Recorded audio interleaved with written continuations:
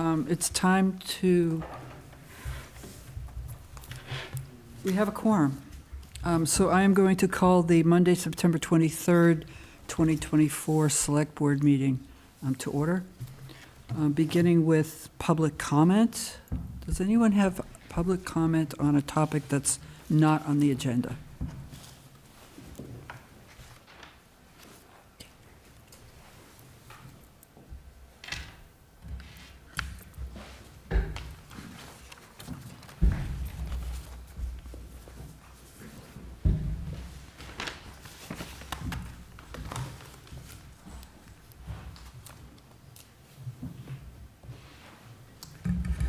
Go ahead. Michael Williams, 1284 Sudbury Road. Thank you. When I review my experience in the community over the past year, and when I consider the deliberations that I've witnessed by this body in this chamber, it's clear to me we've been wrestling over defining the nature of our town. Consider the conversation we had over our middle school naming, the discussion we have on retiring outdated and sometimes inappropriate town signage, the views expressed regarding the residential tax easement, the positions taken over the stock and location of affordable housing, celebrating the many varied cultures that compose the citizens of Concord, and refining policy, codifying what, when, and where we fly ceremonial and official flags. In all these, we signal who we are and who we wish to be seen as. The question is, will we be expansive or will we be restrictive? This is my parents' tattered and coverless 1951 edition of the Negro Traveler's Green Book. My parents used it during their lives when they wanted to plan road trips. With me, they used it when we wanted to safely travel from where I grew up, where we lived, where I was born and raised in New York, to where they were born and raised and had family in Louisiana. It's safe to say the concept of expansive versus restrictive were and remain very clear to me. We celebrate living in a region where the shots fired that founded our nation occurred. Back at that time, I would very likely have been property, as would all the women, married or unmarried, of the date. Unlanded men would have had no agency in the society at that time. Though over the years, we as a nation have strived to expand the franchise more and more and more.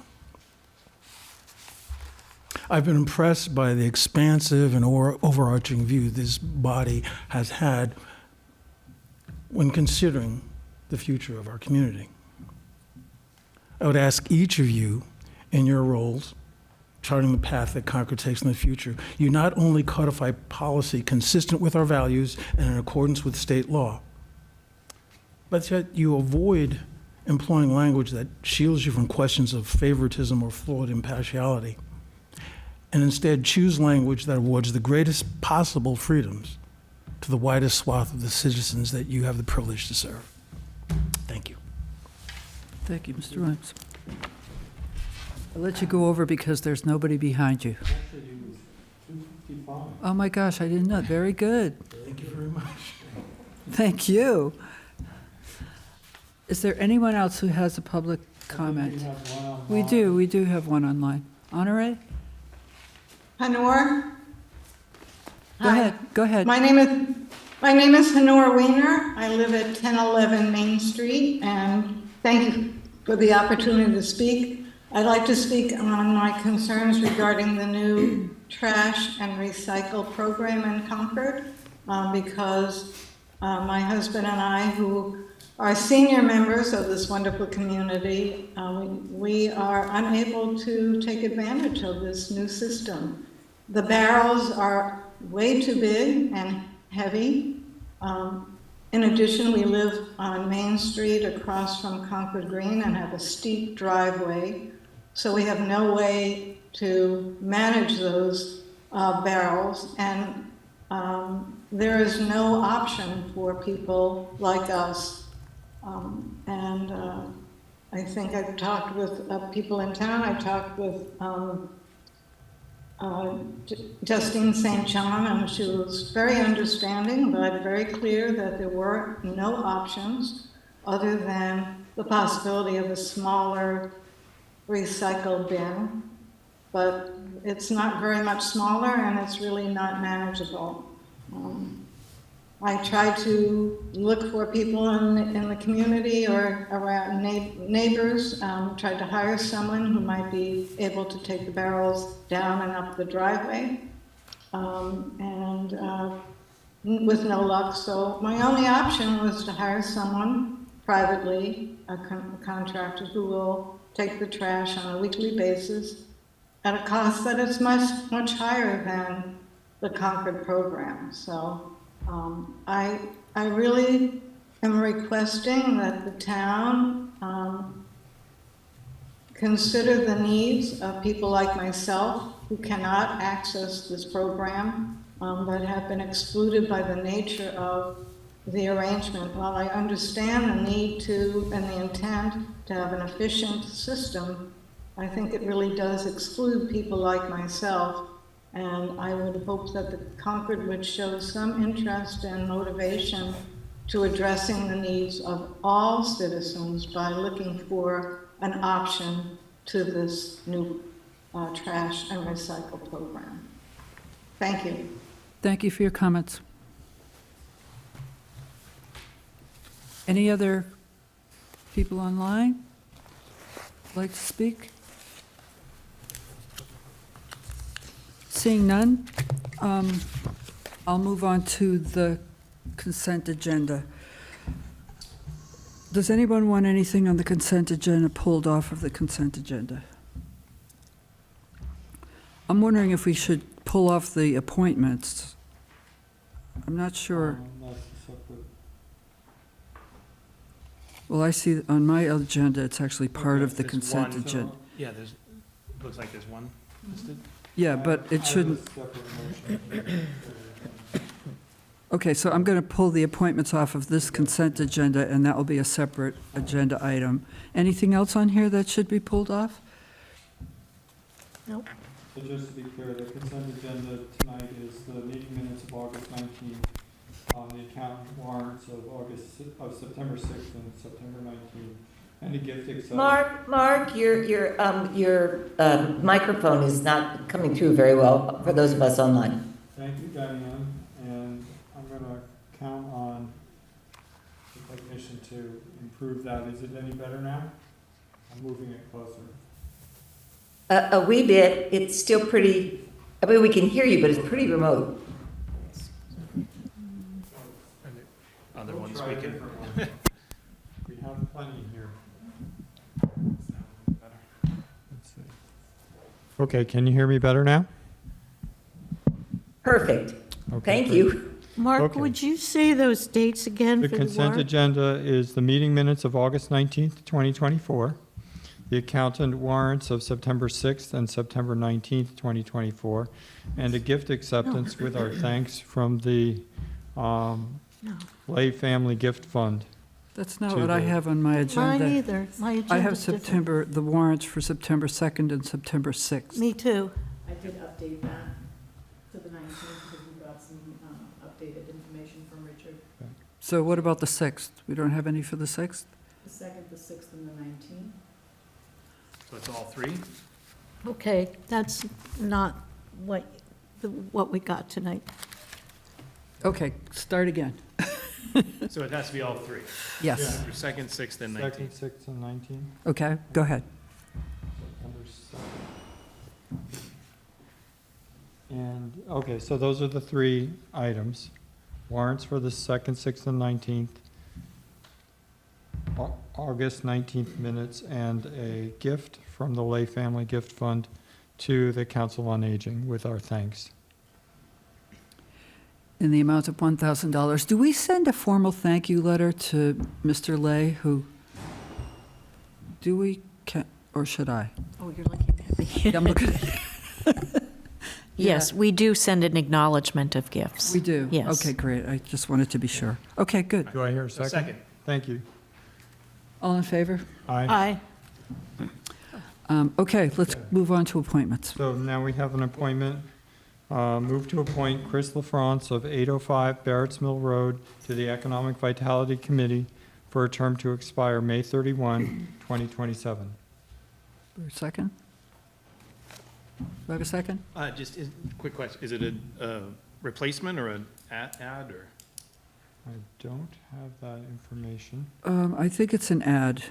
Okay. We nominated her him.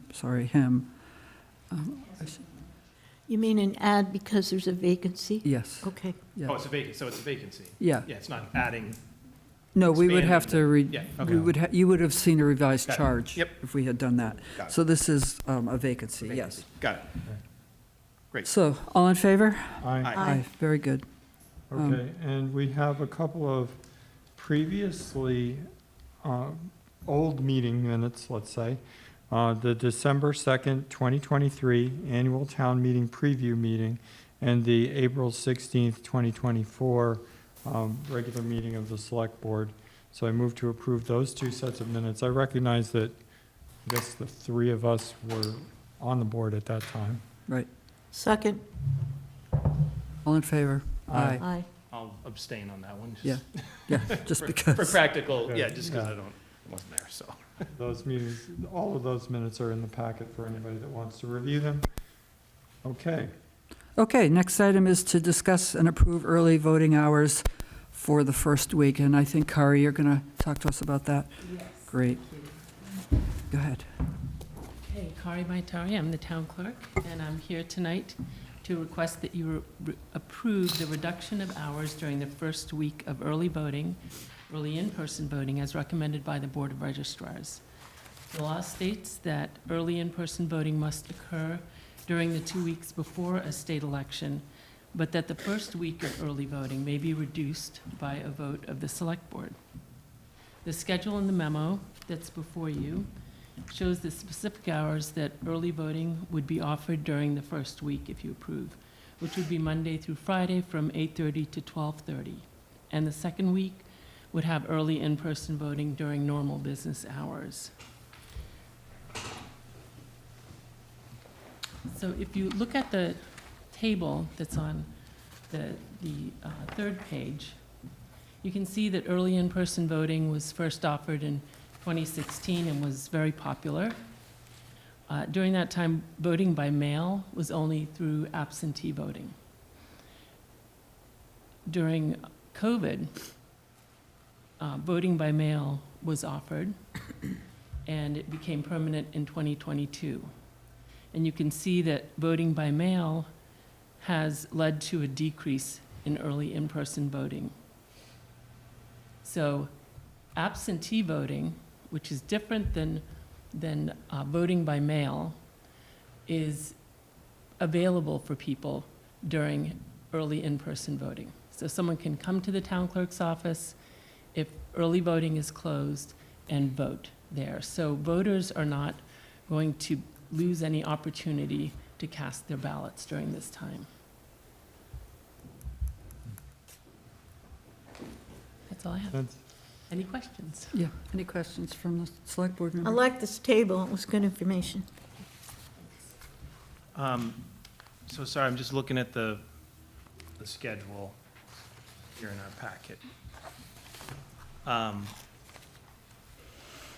Just a quick question. So the last day, Friday, November 1st, Yes. it's abbreviated? Is there, That is our normal business hours. oh, so there's no, So that entire week is during normal business hours. I got it. So it ends at 12:30 on Friday? Yes. Okay. And I think it should be 2024, yeah? Is that maybe Yes, just a sorry typo? about that. Yes, Um, thank you. Yeah, that was it. okay, so the message to the community, at least, is that early in-person voting starts on Saturday, October 19th, and will take place for the 2 weeks, basically, up Yes, through the actual election, including Saturdays. check your hours. I assume they'll be posted on the front door or something? Yes, they for will. Anybody who wants to? Yes. Great. Yeah, I think this makes good sense. Any other discussion? Good, do I have a motion? Yes, move to approve the early voting hours for the November 5th, 2024 warrant as attached in our package with the correction to the year of the dates of Second. voting. All in favor? Aye. Aye. Thank you, Kari. Thank you very much. Okay, next is the town manager's report. Moving right along. Okay, thank you and good evening. There was a report that was distributed earlier this afternoon. I wanted to let you know that we've transitioned to a bi-weekly issuance of the report, now tied to select board meetings. And over the next couple of months, we will be transitioning to what I'm calling a more of a newsletter format, where we're trying to make the report more newsy and do a better job of communicating the work that we are doing and why we're doing it and how that ties to goals and priorities of the community. And that is in line with one of our goals for fiscal '25, which is addressing communications. I wanted to highlight a couple of items from this specific report. First, the announcement that Jason Bulger has been appointed the director of CMLP. I know this board is aware of that, and we did issue a news and notices, but I don't believe that I've mentioned it publicly at the select board meeting. So we did go through a full recruitment process. We had both internal and external candidates, and Jason presented as the best candidate for the position. So he has assumed the role of CMLP director effective last week, and now he's also serving as the interim chief technology officer, probably for another week or so before we make an appointment of an interim CTO to take over for Jason there.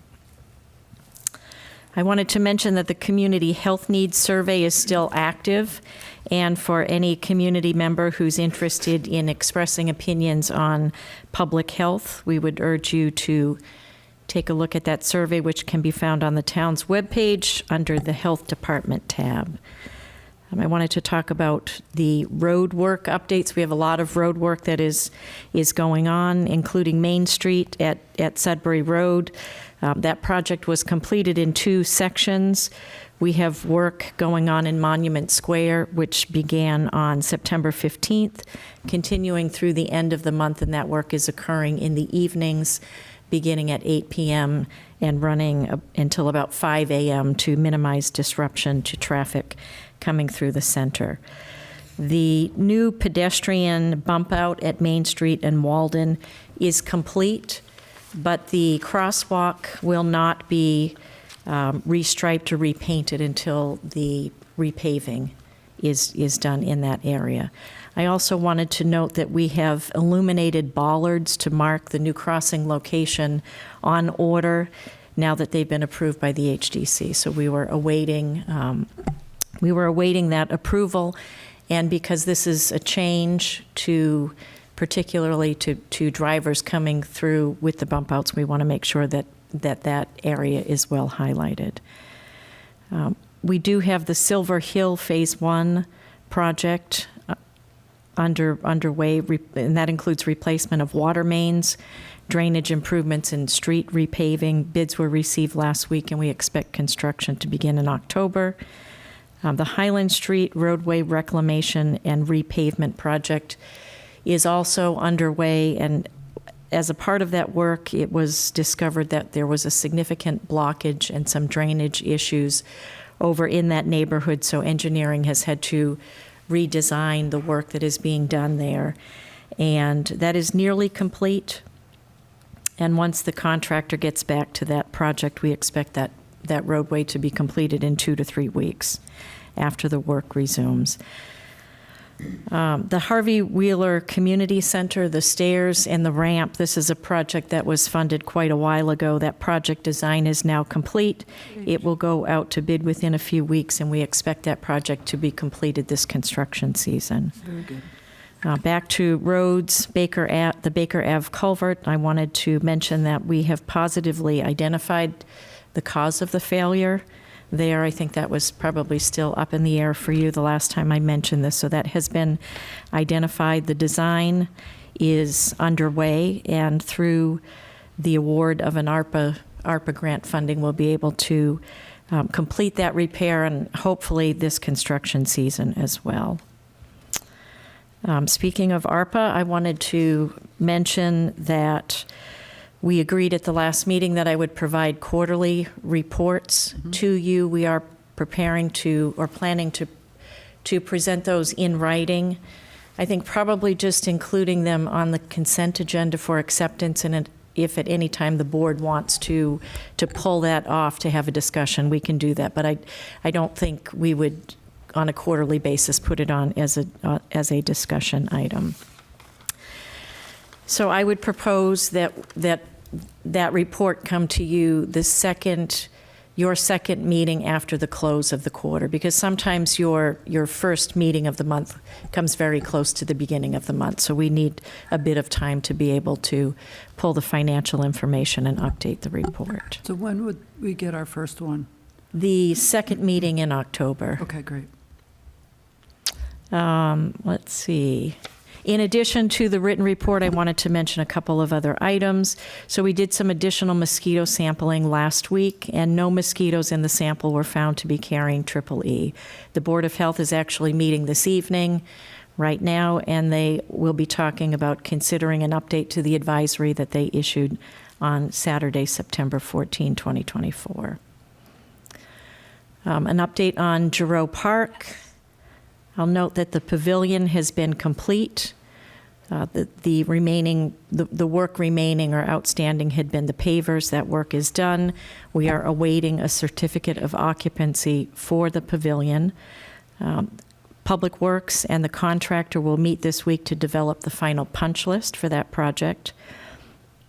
Public Works has been working with what I'll call a friends group, a group of interested citizens representing neighborhoods and other groups who would like to see a better landscaping plan and a better site furnishings plan, and I think I've mentioned that to you before. The group has done great work. They prepared a schematic design, and I'd like to be able to take that schematic design and send it to the Rec Commission for review and vetting in the near future. But before doing so, we need to do a final tally of the project and identify what budget remains within the existing appropriations. So what budget we have left to work with in order to be able to prepare or to put into I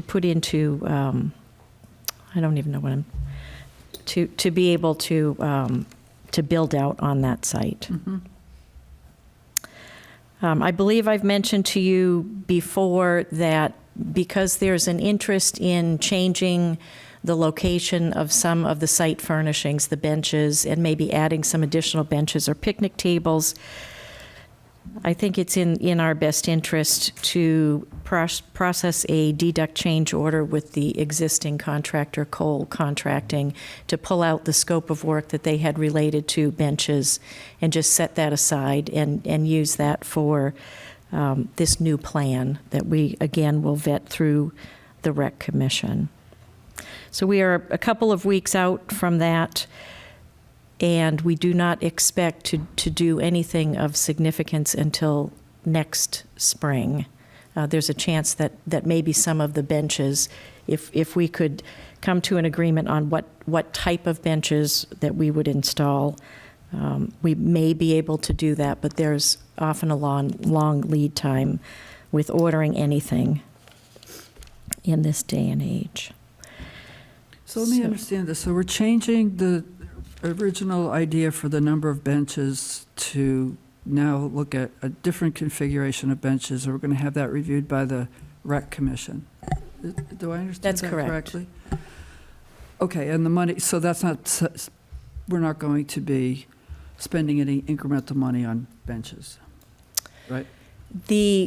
We will pull out the budget for benches Yep. that was issued to Cole. Right. and we will use that. There are some additional remaining funds within the project appropriation that were never allocated. But there was money spent to install that landscape plan that we are now basically ripping out. There is a request to review that landscaping plan. There's been no agreement or decision to change it, but there has been a request to relook at it. Yeah, I would like to go on the record of saying that I have a problem with spending money to undo things that we already spent money to do. Okay. So I also wanted to mention that, as we've talked about before, the town will be putting forward a request for additional funding for our roads program. And so the first review of that will come in front of the Public Works Commission at their meeting in October. We are expecting that the total ask over 5 years will be in the neighborhood of $25 to $30 million, but that will be inclusive of the current level of funding that we already allocate to roads. So on an annual basis, we set aside about $2 million for roads. So if you think this new program would be about $5 to $6 million worth of work, so the additional funding request would be in the neighborhood of $3 to $4 million Is that, Per year. per year. is that 2 million including Chapter 90 or in addition to? That does not include Chapter 90. So it's going to be 25 to 30 million plus Chapter 90? It could be as high as 25 to 30 plus Chapter 90. Okay. So again, first meeting or the Public Works Commission meeting in October will be the first presentation of this request, and you can expect to be hearing about this on a regular basis as we move toward annual town meeting in 2025. And I wanted to end just with a note that the request for proposals for sale at Emerson Umbrella is due on this Friday, September 27th. And we expect to issue a request for proposals for the landfill property at the beginning of next month. And I'd be happy to answer any questions. So Carrie, on the, on the roads thing, is it the intention or the pathway that it would be sort of a one-time request and approval for a bundled sort of program? Or is it an annual thing that we would look to approve, or we're not sure yet? What's the... So for this program, we're looking for a one-time request to cover 5 years, because it will be much easier for us to plan if we know that we have this funding. We would be looking for a debt issuance, but we would only be permanently financing the debt as it is expended, so on an annual basis. Any other questions? So is that going to be just road repair, or will it have sidewalks, intersections, or bike lanes, or any of the? That is a good question. Thank you for reminding me. So the bulk of that is for road repavement, but it will be inclusive of a certain amount of sidewalk work and intersection improvement work. And the intersections that have been prioritized are Kenny Dunn Square in West Concord, the Haywood Meadow intersection, and Sudbury Road and Stowe in the vicinity of the library. Those are the 3 intersections that have been prioritized. Okay, I have a couple of questions back to the beginning. Congratulations to Jason, excellent choice. Did you say he will serve as the interim IT director? He is just for a short period of time as we name an interim. So for like a week, I think you said, right? A couple of Yeah. weeks, probably, yes. Okay, but you're not naming a permanent in a couple of weeks, you're naming an interim in a couple of weeks. That's correct. Okay. We have not gone through any Right, process. Right, okay. And my last question was about the paving at Main Street. Mm-hmm. You said the bump out design for the crosswalks would Mm-hmm. not be put in until after the paving is complete? The restriping of the crosswalk across Main Street, that Right. has not happened yet, and won't happen until the pavement is complete. And that pavement will be complete the end of this year or next spring? This is all this construction season, so the end of this year. Great. Thank you. You all set, Terry? Yeah, so just a couple of coordination points from my perspective. Warner's Pond Task Force has actually had some discussions that led us to think about both the configuration, particularly of sidewalks in the vicinity of Kenny Dunn Square. For anybody who's been over there, if you're trying to walk along that side of the west side of Commonwealth Avenue, you can't do it, and there's no appropriate crosswalk. And so I think as we sort of look at that intersection, it needs a pretty deep look that is going to involve traffic circulation and safety in particular. So I hope that there'll be a pretty robust planning process around that, because that clearly is a challenging solution, and just, sort of repaving it will, to Mary's earlier point, lead to us spending money over something that we may want to then change again. Likewise, and I noticed it in the materials that we're going to hear from the rec department later, is also some consideration of Giroux Park improvements Phase 2.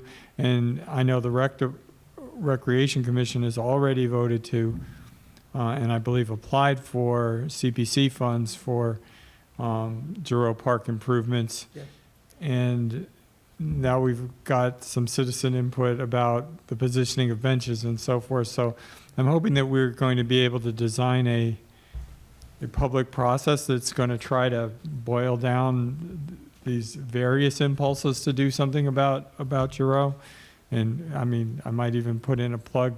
The Warner's Pond Task Force will meet on Thursday night, and at least part of what we're going to be discussing then is it's now being called short-term actions rather than no actions, but it's kind of what is the management system around planning for this recreation facility that we're about to bring online. So I'd like to see, make sure that those points get coordinated as we plan to move forward over time. So if I could, the work that CPW is doing with this group is relative to what I will call phase 1. The CPC application that the Rec Commission has put forward would be for Phase 2. Right. So they are two scopes of work at the same location, and that's why I think it makes sense to push this citizen schematic plan over to Rec Commission so everything can be considered. Carrie, I thought the CPC application was for a design of a boat launch. Not Yes. necessarily. Is that part of Phase 2? That's I thought Phase That's 2 a is bigger than... for the purposes of this conversation, it's a subsequent phase, I Okay. guess, would Okay. be Okay. the Yep. easiest way to put it. And that might be one of several features. And, I think that it's actually for funding for a design or design alternative, something along those lines. Right, Mhm. right. Yeah. Yeah. You all set? Yeah, I think those are. Before we leave Giroux, I thought... no, go I ahead. thought- No, I thought, No. before we leave Giroux, I go over there, and I think it looks great. I really do. I just love it over there. I love all the trees.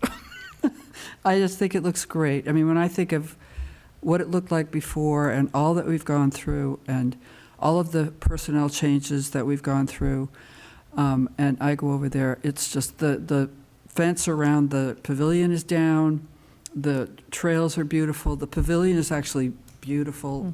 It's a lovely spot. And it's very well used. It is, it's very well yes. used, yep. So I want to thank everybody that involved, because I just think it's a wonderful asset to the town, and I'm sorry it took so long.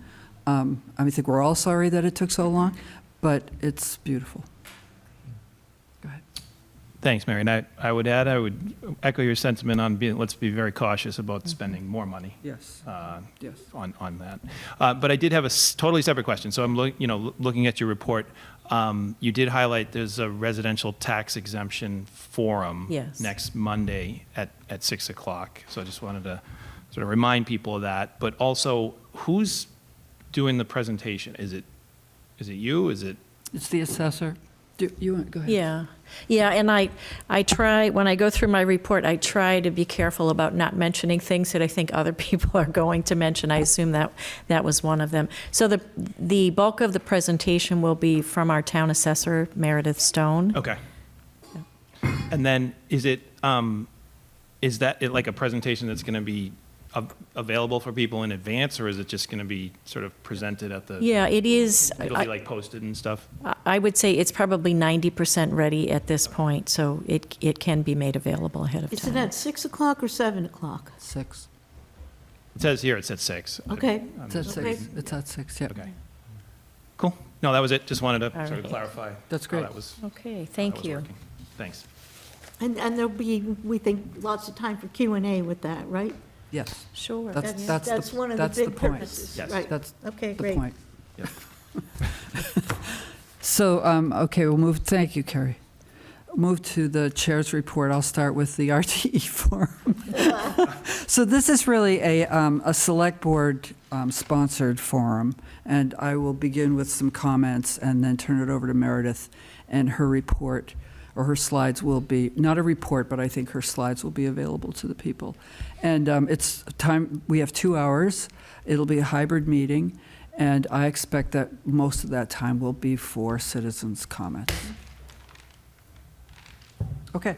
Other things for the chair's report, I just want to highlight something that was in Carrie's town manager's report. DCAM was very well attended. We had 80 people in person and 160 people online. So that was a great kickoff. We're going to have many more of these. The League of Women Voters is hosting a forum on November 1st.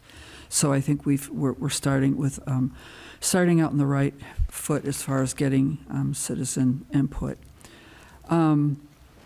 Ethics training is September 25th here in the townhouse. I want to remind people of that. And Andrea has given us a brochure or a flyer on our table. I hope that this makes ethics training something that's more intuitive, because when I did the online training, I found it kind of kludgy. It didn't feel intuitive to me.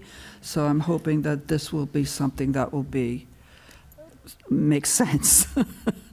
And that's a hybrid It's a hybrid, it is, yes. for those that might want to tune in. I want to remind people that the fire chief is coming to this Thursday night's FinCom meeting to report on the financials for the advanced life support grant that we got. This is something that Cameron requested, and I can be there, so I will be there. You know, I plan to attend too. But Great. I'm just wondering, I don't think we have to post it. No, There's 3 of us going. you're but- not going, right? I'm not going to go. Oh, okay. I can, yeah. Okay, So I think okay, I Mary's thought going you to were, cover. okay, Yeah. great. So if, yeah. So if Unless there's- Mark's going. Unless there's. I have one respond. Okay, good, so forget that. You would only need to post if there was an intention to deliberate. Right, and that- Yeah. right. yeah. Right. And Mina's not there. Right, Nina, yeah. But I will be there. Okay. 2 other things that are upcoming. The League of Women Voters is hosting a conversation this Wednesday afternoon. 5 different committees from town are going to be speaking from 2 to 4 o'clock at the library. I will begin with a few words about the select board, and I intend to, first of all, talk about I think we've got a great select board this year, so I'm going to highlight that for the league and the townspeople, and I'm also going to give a quick update on goals that we set and progress we've made to date on those goals. The other thing is on this Friday, there's a Mass Municipal Association conference at Devon's that I intend to attend. 2 other things I wanted to talk about with the board is the first, at the chair's breakfast last week, I asked the chairs for the boards of the committees to give their feelings for how we should be fulfilling our liaison role. So I was asking them from two perspectives. One, how can we best contribute to the success of their boards? And also, as citizens of Concord, how would they like their elected officials to behave as liaisons to boards? And some of the people in the room were ready to give me their input then. I invited people to send emails, and I've also asked Andrea to put together a questionnaire to send out to boards and committees chairs to get their feedback. And I've got a draft of what Andrea's going to send, and I will pass this out to the select board members before you leave tonight. And if you have any thoughts on that, on the questionnaire that she's sending out, I would appreciate it. We're kind of all over the place. Sometimes some of us are very, very active in the committees, and others are very, well, I won't say passive, but we pretty much listen and wait to be called upon. So I wanted to hear from the boards themselves as far as how we can best support the work that they're doing. So that's the first thing. The other thing is, later, when we're talking about Kerry's goals for FY25, I wanted to tie that to our goals. We set our goals in June, and I think it's time for us to revisit our goals.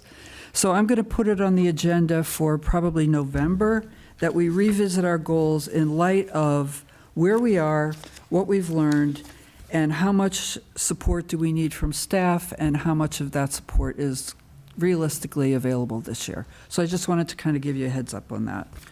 And then when we get the results back, I'm back to the liaison now. When we get the results back from that, we'll have a conversation about how we could fulfill our liaison roles better. And I would also like to talk about liaison reports at that time. That's all I got. So speaking of liaison reports, let's do liaison reports. Do you want to start, Cameron? Yeah, I don't have any material updates. Just continuing to work with the different committees. Congratulations to Jason on the light plant appointment, and I've continued to work with the town meeting subcommittee on materials for a survey and some upcoming forums, but no material big updates to report today. They're coming to us in December, right? Yes, December 2nd, I That's think, right. is the Okay, first. good. Yep. Okay, great. Thank you. So I do have some reports, and it occurs to me that I'm not completely sure that everybody in the community, and sometimes even board members, are that clear on the distinction we might draw between the liaison reports and when a member of the select board is actually a member of a committee. So I'm about to do 4 updates, 3 of which are committees that I'm actually sitting on and participating in. And so I think that it's easy to get confused when you see that kind of level of activity with, is that a liaison, which it's not. So I think as we solicit input about that role, and I think the liaison role is important, we also need to understand that there are other roles that we sometimes play when we. So you're a seated member of of these 3 boards? The Concord Middle School Building Committee would be the first one. Yep. The Warner's Pond Task Force is another one, and the MCI Concord Advisory Board is the third one. So you're a voting member on all 3 of those? All 3 of those. Got it. Okay. Yeah. So. And is that, I'm sorry, I just don't know, ask a clarifying question. That's fine. Those boards have that set up as a part of their charter? Yeah, that's how they were put together. Yeah, they were put as together where there is a select Yeah. board person who is a voting member. Yeah, in fact, well, and the Warner's Pond Task Force was actually created by the NRC because it's a subcommittee of the NRC, but it was designed that way. And in the other cases, those are boards that we created here with the intention of doing that. So it's just, it's worth keeping that distinction in mind if we're going to look over that. Yep, it is. Okay. I'll just add, though, that those boards are project-based. Yes. They're not permanent. True. And most of the permanent ones, I can think of very few exceptions, we are more observer That's a type good point. liaisons. Right. Yeah. Yeah. Yeah, I'm just, Yeah. I'm sort of noting it because I think that Right. in the flow of things, we don't always make, pause and make those distinctions, and it's worth doing, Right. especially when we start talking about what we mean by a particular role. Anyway, That's a good point. so Yep. Good. updates on these committees now. The middle school building committee met last Thursday. Unfortunately, there was some challenges with the technology there, so there's no Zoom video of that meeting. I believe there is an audio recording that is attempting to be published, but it was an interesting meeting because the progress that's being made, there's a shift in some level. The project is about 70% completed. The end goal of moving our middle school students into the new Ellen Garrison building is, we're really focused on that prize at the moment, February of '25. And to that end, the building committee approved some limited expenditures for Saturday overtime, primarily to try and deal with the scheduling, lining up the critical path for various things. They're beginning to do finish work in Module C.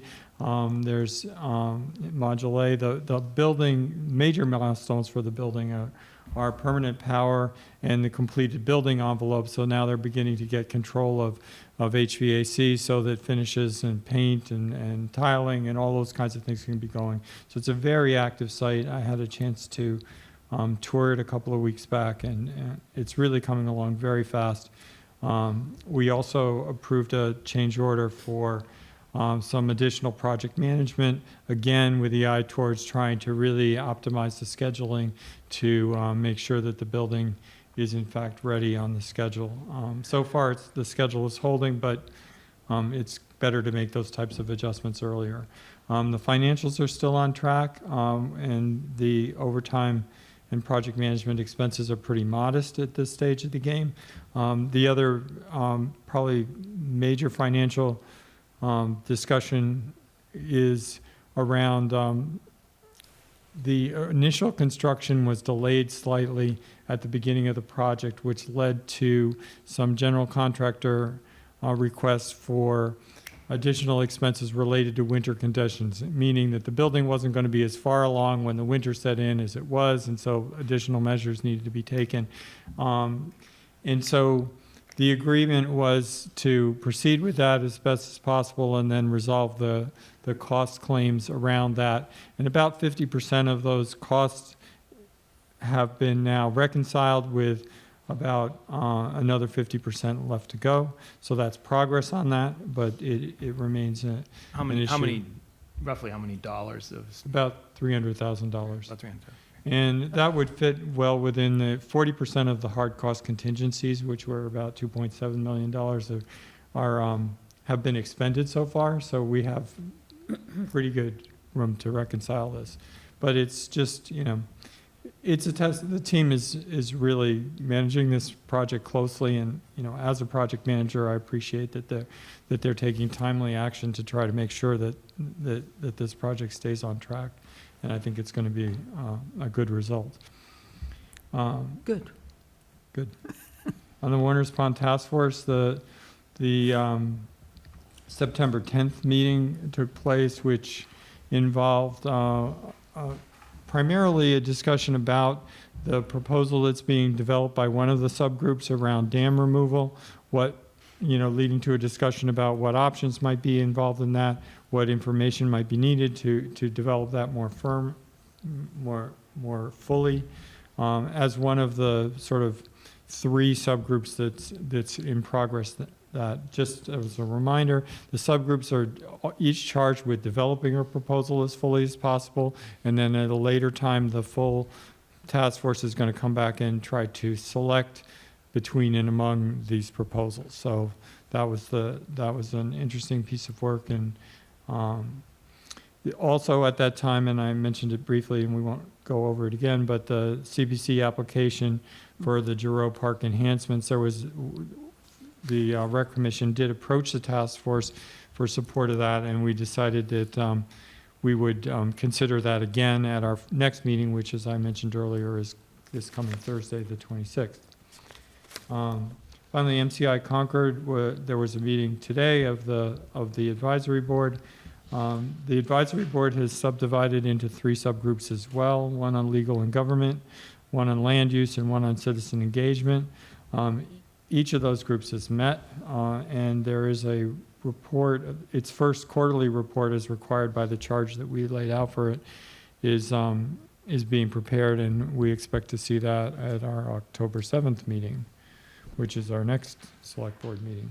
Very good. And as Mary mentioned earlier, the next sort of full citizen engagement with the board is planned for the League of Women Voters First Friday event on November 1st. So that'll be at the library, and I don't know the time off the top of my head. Lastly, as a liaison, the Personnel Board has finalized their work on a draft charge, which they would like to bring to us along with a progress report for the Personnel Board's activities, which have included, as we may remember at last town meeting, we approved a completely new personnel bylaw. There's been considerable work done in progressing the other initiatives, and they would like to show us what their initiatives are and then put that proposed charge in context. This is one of the committees which exists as a result of the town charter. So we don't create the Personnel Board, it exists. And so the charge for the Personnel Board is slightly different than other committees in the sense that it's more of a negotiation between the two boards that need to exist rather than a directive from us as to what we were expecting this board to do. And that's my liaison report. We have them penciled in for November 4th. I think that will work. Good. Great. Thank you, Mark. Sorry. Okay, so as Carrie mentioned, the Board of Health had an emergency meeting on Saturday, and as probably most people know, they voted to strongly recommend, not a mandate, but strongly recommend restricting outdoor activities from dusk to dawn. However, they're meeting again tonight, and they're going to discuss it again because the recent tests have shown all negative triple E, so stay tuned for that. The 250th, you probably know that the town received a $25,000 grant for a program honoring patriots of color. And a couple of things about Hanscom. I attended the Massport Community Advisory Commission. There is a new CEO of Massport, Rich Davey, who came for his first time. The MCAC is similar to the MBTA Citizen Advisory Commission. We have one rep from Concord. Each town has one rep. Our rep is Ira Goldman. On the 26th, which is, I think, this Thursday, they will be doing an air quality presentation online about the UVF particles scientific studies that are happening around Logan and Hanscom. Ultra UFV, ultrafine particles. That's from 6 to 8 on Thursday night. And the Hanscom Field Advisory Commission voted unanimously to support Concord's request for the no-fly zone. However, there are certain processes that I'm learning we have to go through. And once I learn more from the FAA and Massport, I'll be getting back to everybody about that. That's it. Great. Thank you. Wendy Ravelli who can't be with us tonight because she's in Paris, which is a nice place to be. She submitted a liaison report, and I just want to highlight some of the things because I think some of these things are things that the public should know.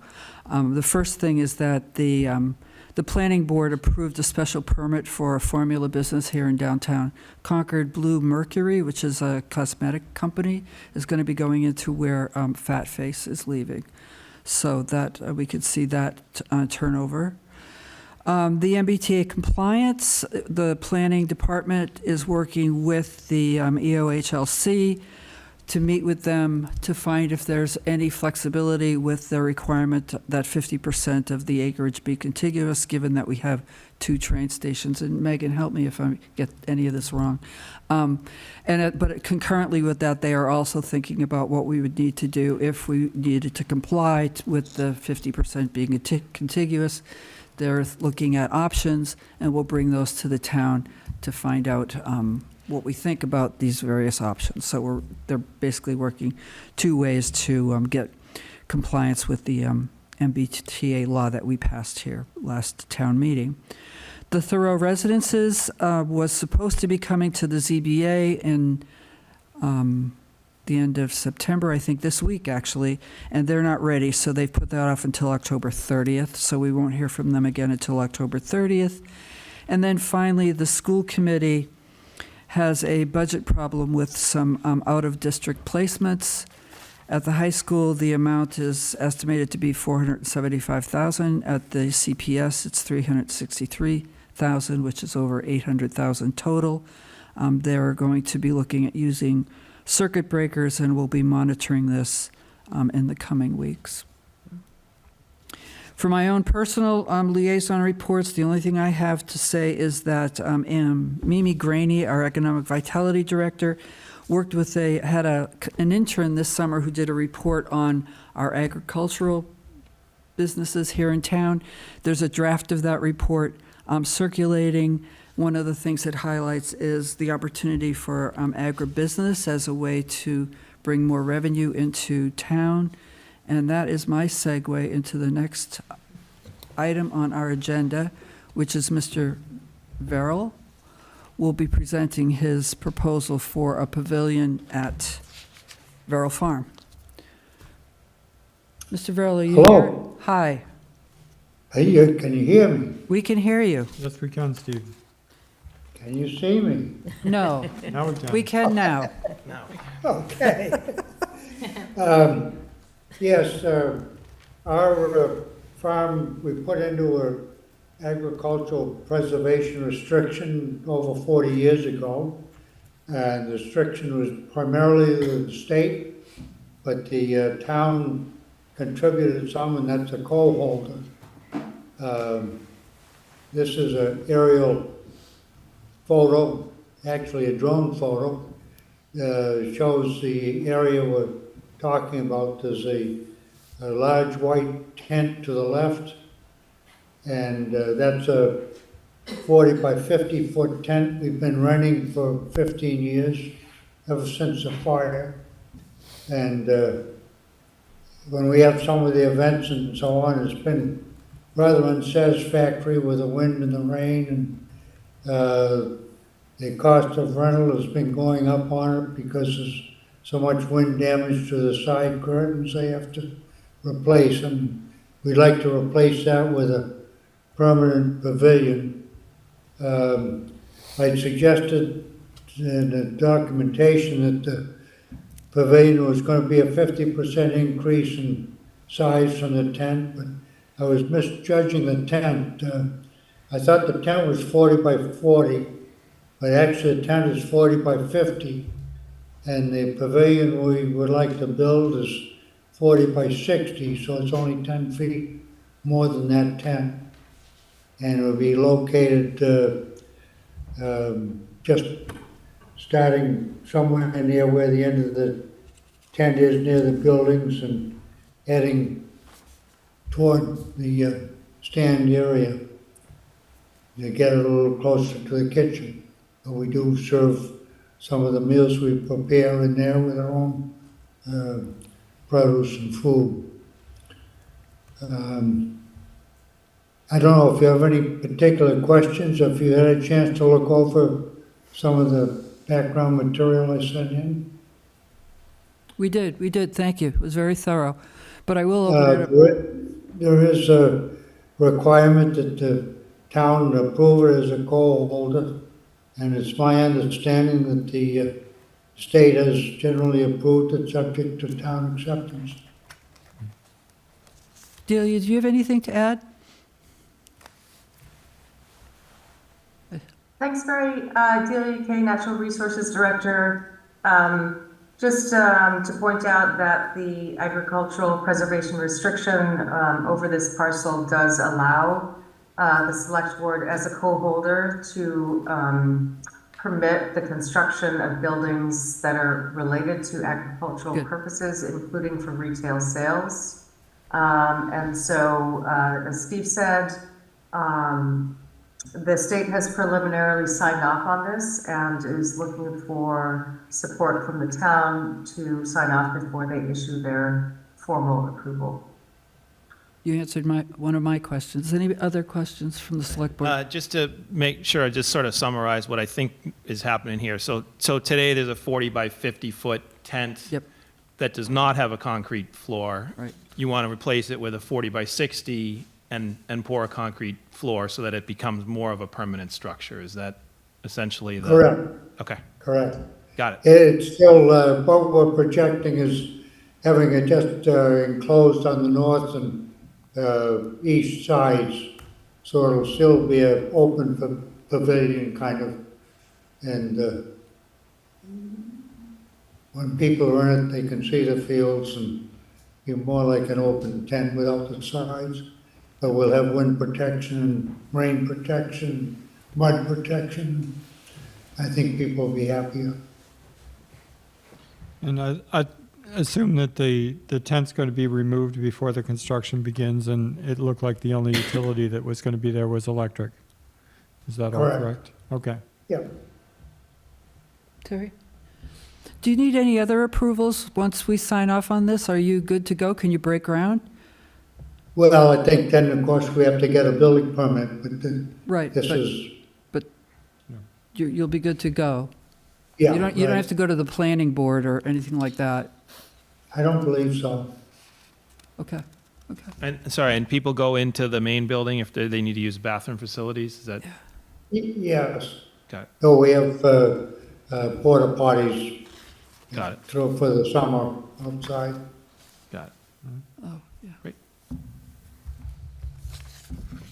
Well, Are you ready for a motion? Yep. I think we're ready for a motion. Okay, move to approve the Vero Farm Pavilion co-holder approval form for a change of use project.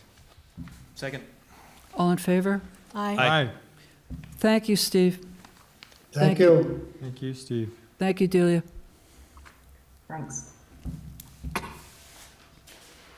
Okay, we are 2 minutes ahead of time. Yay. Liz, you're next.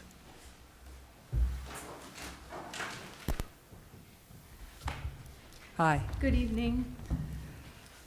I'm here this evening to share the results of our bond sale that took place last Thursday. We issued bonds in the amount of $39,561,000.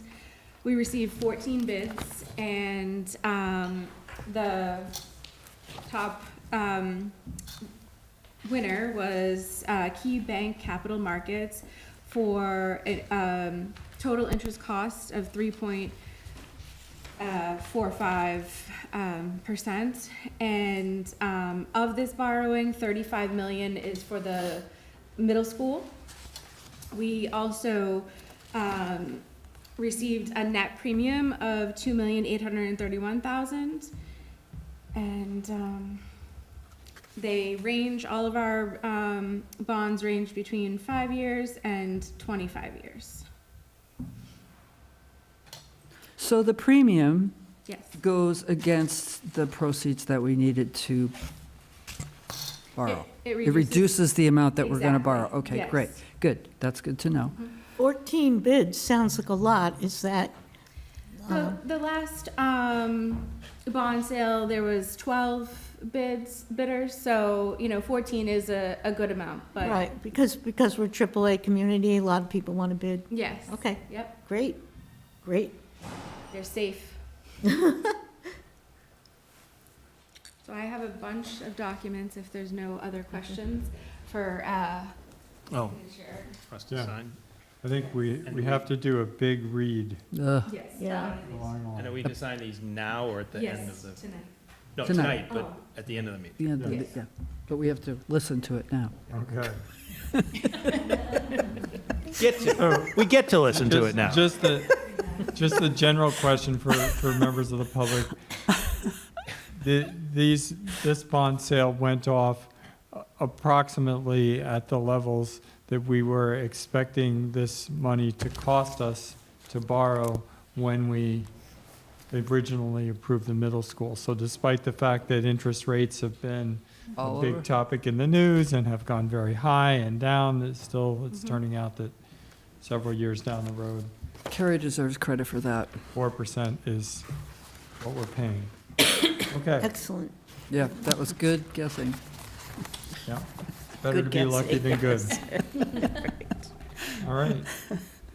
So I'm going to move that we approve the sale of $36,730,000 of general obligation municipal purpose loan of 2024 bonds of the town dated September 26, 2024, the bonds, to Key Bank Capital Markets, Inc., at the price of $39,734,383.83, and accrued interest, if any, is approved and confirmed. The bond shall be payable on September 15th of the years, and the principal amount and bear interest at respective rates as followed.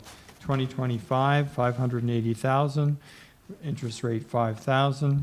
2026, $1,260,000, interest rate 5,000. 2027, $1,300,000, interest rate 5%. 2028, $1,335,000, interest rate 5%. 2029, $1,375,000, interest rate 5%. 2030, $1,240,000, interest rate 5%. 2031, $1,285,000, interest rate 5%. 2032, $1,335,000, interest rate 5%. 2023, $1,385,000, interest rate 5%. 2034, $1,440,000, interest rate 5%. 2035, $1,185,000, interest rate 5%. 2036, $1,240,000, interest rate 4%. 2037, $1,295,000, interest rate 5%. 2038, $1,355,000, interest rate 4%. 2039, $1,410,000, interest rate 4%. 2040, $1,470,000, interest rate 4%. 2041, $1,530,000, interest rate 4%. 2042, $1,590,000, interest rate 4%. 2043, $1,655,000, interest rate 4%. 2044, $1,725,000, interest rate 4%. 2045, $1,795,000, interest rate 4%. 2046, $1,870,000, interest rate 4%. 2047, $1,945,000, interest rate 4%. 2048, $2,025,000, interest rate 4%. And 2049, $2,105,000, interest rate 4%. In connection with the marketing and sale of the bonds, the preparation, distribution, notice of sale, and preliminary official statement dated September 12th, and a final official statement dated September 19th, 2024, each in such form as may be approved by the town treasurer, be hereby ratified, confirmed, approved, and adopted. The bond shall be subject to redemption at the option of the town upon such terms and conditions as set forth in the official statement. The town treasurer and select board be and hereby are authorized to execute and deliver a continuing disclosure in undertaking in compliance with SEC Rule 15C2-12 in such form as may be approved by bond counsel to the town, which undertaking shall be incorporated by reference in the bonds for the benefit of the holders of the bonds from time to time. We authorize and direct the town treasurer to establish a issuance federal tax compliance procedures and continuing disclosure procedures such that forms the town's treasurer and bond councils to deem sufficient, or if such procedures are currently in place, to review and update said procedures in order to monitor and maintain the tax exempt status of the bonds and to comply with relevant security forms. Further, any certificates or documents related to the bonds may be executed in several counterparts, each of which shall be regarded as an original, and all of which can constitute one and the same document. Delivery of an executed counterpart of a signature page of a document by electronic mail in a PDF file or other electronic transmission shall be as effective as delivery of a manually executed counterpart signature page to such document, and electronic signatures of any document shall be deemed original signatures for the purpose of the documents and all matters relating thereto, having the same legal effect as original signatures. And finally, each member of the select board, the town clerk, and the town treasurer be and hereby authorized to take any and all such actions and execute and deliver such certificates, receipts, and other documents as may be determined by them or any of them to be necessary or convenient to carry out the effects of the provision of the foregoing votes. Very good. Was that a motion? That was a motion. Second. Or if it isn't, I'll have to say it again. God, no.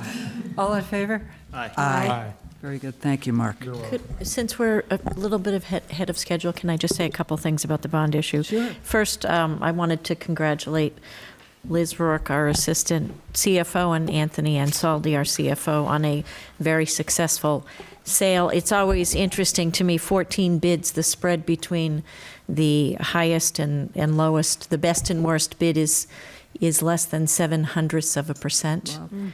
Wow. And again, the premium, the premium that was issued with this bond covers all of the issuance costs. And if you look on the second page, in addition to reducing the borrowing of the amount required to be borrowed for the middle school project for this tranche of debt by $2.36 million, we also were able to fully pay the road improvement, the parking lot authorization of $425,000 through the issuance of premiums. So I think all of those things are important to mention. And again, congratulations to the finance department. If anybody's wondering the value of a AAA bond rating, the results are it here is. in this rating. Yep. Yep. Thank you, Liz.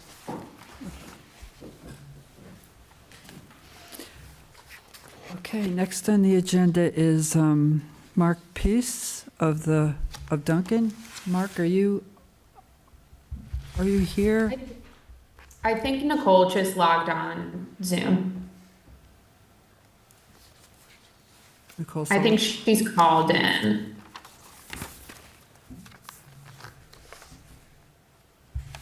I just asked her to unmute. Hello? Hi, this is Nicole. Hi, we can't see you. Can we see you? It's a phone connection. I'm calling in because I'm at a remodel, so I don't have video. Okay, go ahead.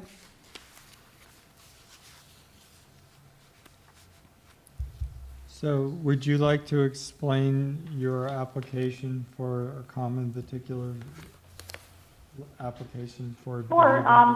This is for the new store that's at 794 Elm Street, Dunkin' Donuts. And when do you expect to open the store? We were shooting for October 1st. The only problem is that we don't have permanent power yet due to Verizon having to relocate a pole. So we're looking maybe second week of October. Okay. So it's a large building. Is it, what's upstairs? Nothing. It's Nothing. unutilized storage. No, Nothing's up there. We weren't allowed to do anything with it. So it's empty. So I heard a rumor that this is somewhat a different concept for Duncan. Is that true? Can you explain anything about what the experience No, would it's be? just, are you familiar with our store on Thoreau Street? Yes. It's gonna look just like that inside. It's that type of image. Okay. So it's just a newer, next-gen store, is what the brand calls it. Any other questions? I don't know if you're the right person to ask this question, but a number of people have commented that coming in the morning, people going eastbound would have to make a pretty awkward turn on Route 2 to get to you, and then coming home from Boston westbound, they might not be wanting to get coffee at 5 or 6 in the afternoon. So have you discussed that? The traffic flow, I guess? I have not been a part of any of the traffic discussions. Yeah, I don't know who to talk to about that. Well, I wasn't aware that would be a concern that would be addressed at this meeting. No, Right. that's a curiosity question. That's not. Yeah. We're not. Yeah. It's got Okay, nothing. okay. Really. It's Okay. not. Right. Yeah, that was just. But Carrie was going to comment? Well, I was just going to say, those types of issues would have been addressed when the application At the was planning. before The the planning board. planning. All right. Yes. Yes. Okay. Yes. And I would have referred it to Megan, but she stepped out. You're okay? Good time. That's all right. Okay. Do you have a question, Ken? No, I mean, I think we've already gone through Yeah. what's going in, to the site as far as parking or traffic or, Exactly. We're building not- size. we're not the planning board. debating any of that, We're not right? the No, plan- no, we're So- not the No, we're planning not. board. I Yeah, didn't so need this to is go down that right. road. Yeah. So this is simply, here's the application. Does the did we Yeah. fill out the form? Is there any questions on Exactly. on that? Just right? one question, it's kind of similar to one that we've asked some other applicants. It's, the section 7 says the proposed hours of operation are 4 AM to 11 PM. And Is that the actual hours of operation, or is that, do you expect that the Employees. hours of operations might be somewhat less than that? And it's allowing? That's what we would like to start with. I don't ever anticipate us going later than 11 or earlier than 4. Okay. But, we wanted to try that out of the gate and then adjust as the business needs. Okay, I think we're good.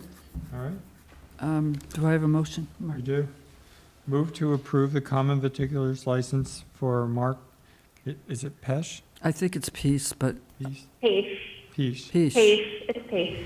Thank you. Pesh, thank Of you. the Peace Network for a new Dunkin' Donuts, a new Dunkin' location at 794 Elm Street. Second. All in favor? Aye. Aye. Very good. Thank you. Good luck with the store opening. Yeah, Thank you very much. Looking forward to it. Thanks so much. Thank you. Okay, the next one would be, I think we have Attorney James White and Kara Weinberg here. Oh, there you are. You're here. You're here. Good. Come and sit down.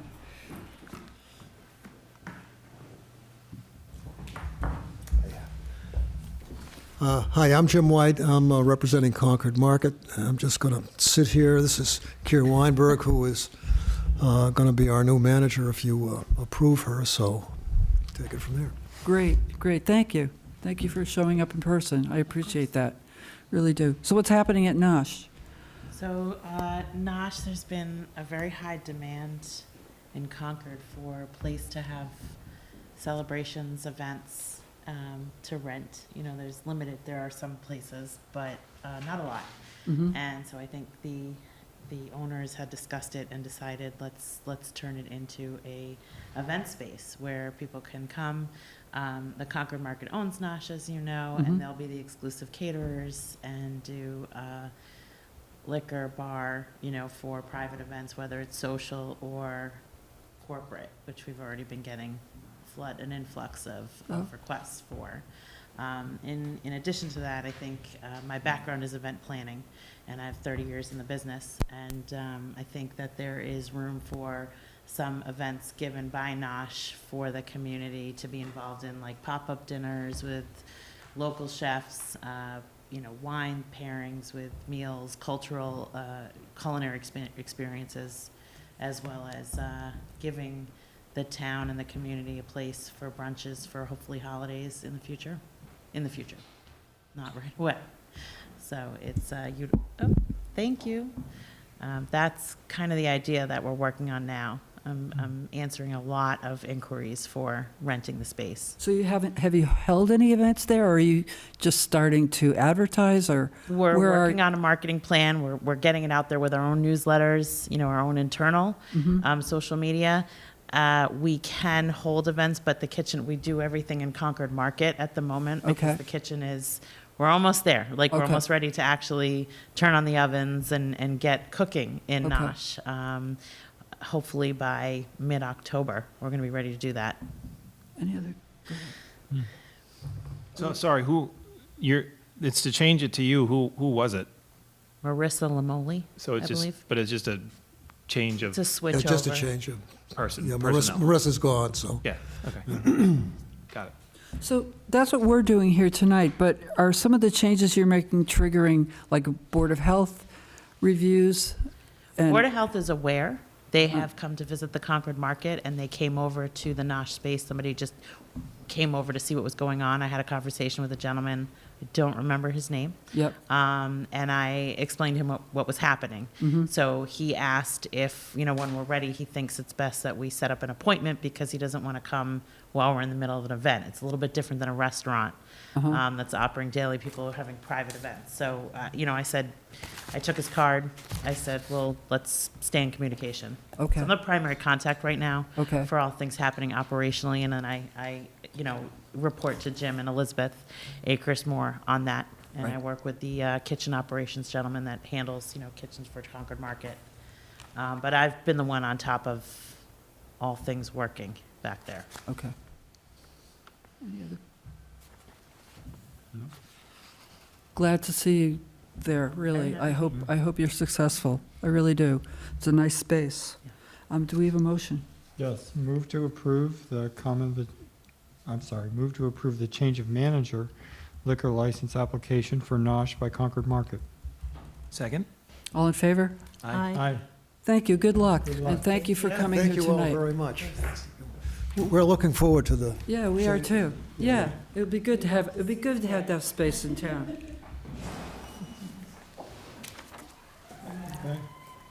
Okay, Recreation Revolving Fund.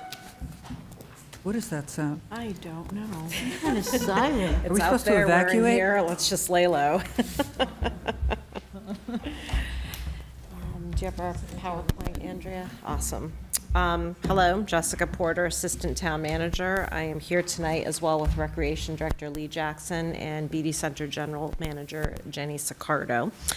So we're going to present to you an update on the revolving fund account for recreation as well as the BD Enterprise Fund activity, all for year fiscal 2024.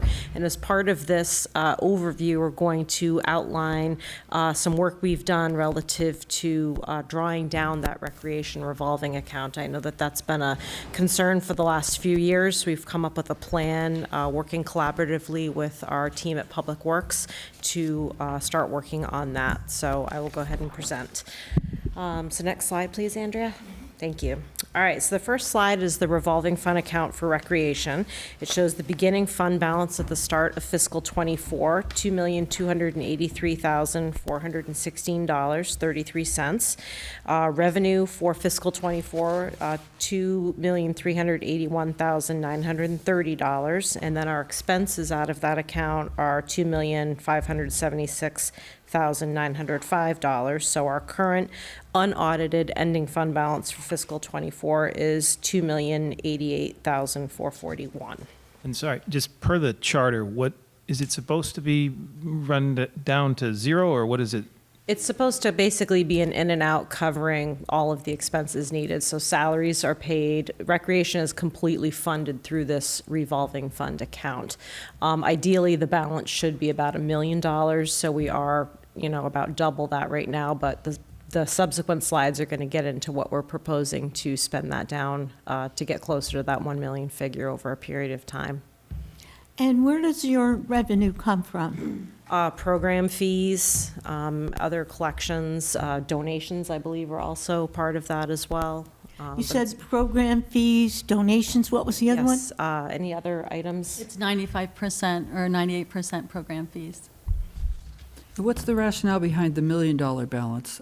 As opposed to It really leads into, if we ever have a situation again like COVID-19 or some other shutdown where we have to cover expenses for an extended period of Yep. time. Again, given that all salaries and everything are paid from this fund, Yep. we never want to be in a situation where we can't cover our operational expenses and salaries and So things like as an that. example, during COVID, how much did we have to spend?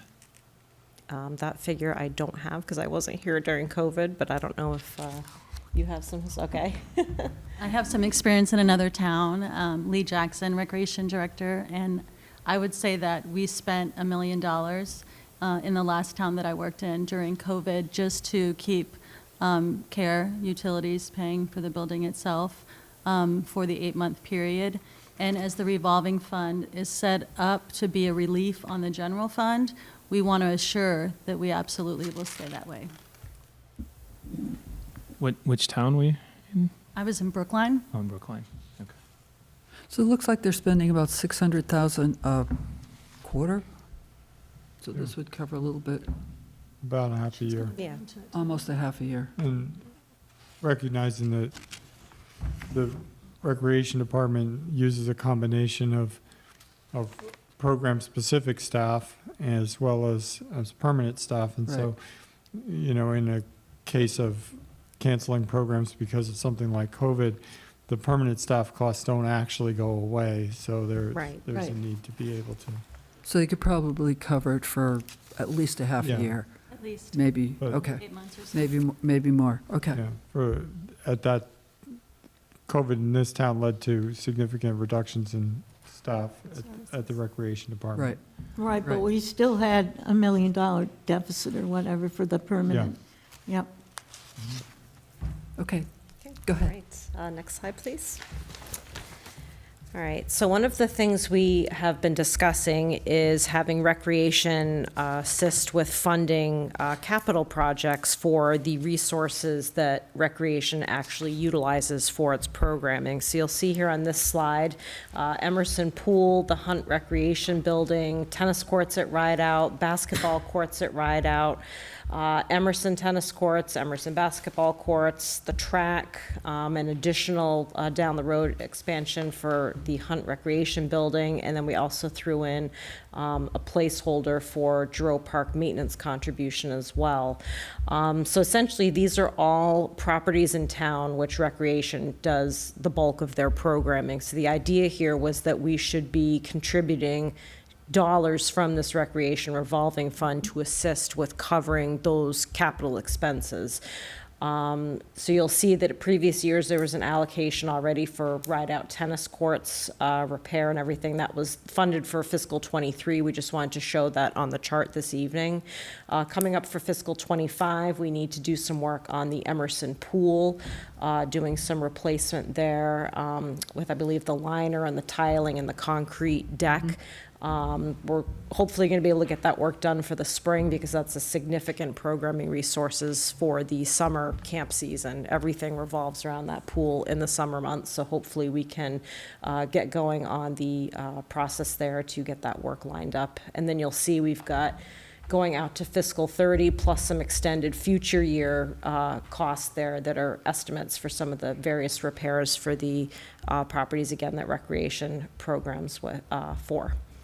I don't know if there's any questions on this slide. I do have a question. Well, first of all, I'm delighted to see that you're funding some, planning and funding capital, because I especially Hunt needs help, I think. Yes.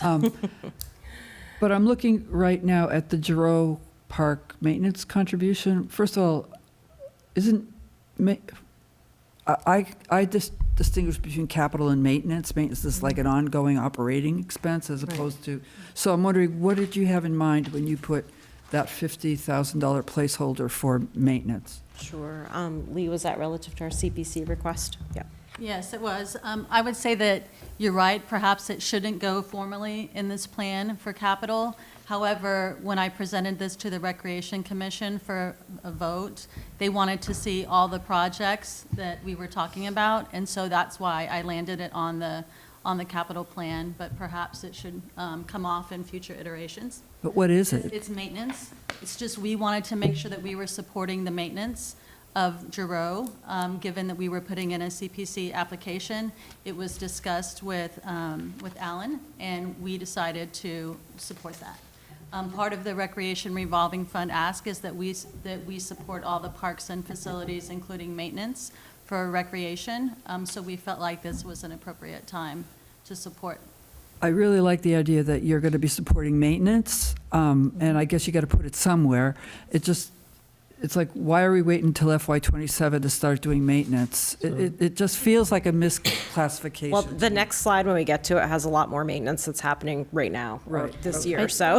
I think, Lee or Jess, is that 50,000 tied to the Phase 2 project? Yes, it is. So it's and we didn't expect immediate need for maintenance, but we expect it to come in future. And it's an aggregate. It probably would be paid a fraction each year, up to $50,000. Is that what you're thinking? Yeah. So What is it again? So the last line on that spreadsheet is a potential request for $250,000 from CPC funds for Phase 2 construction at Giroux. And the $50,000 is an aggregate maintenance, an aggregate maintenance for that construction project.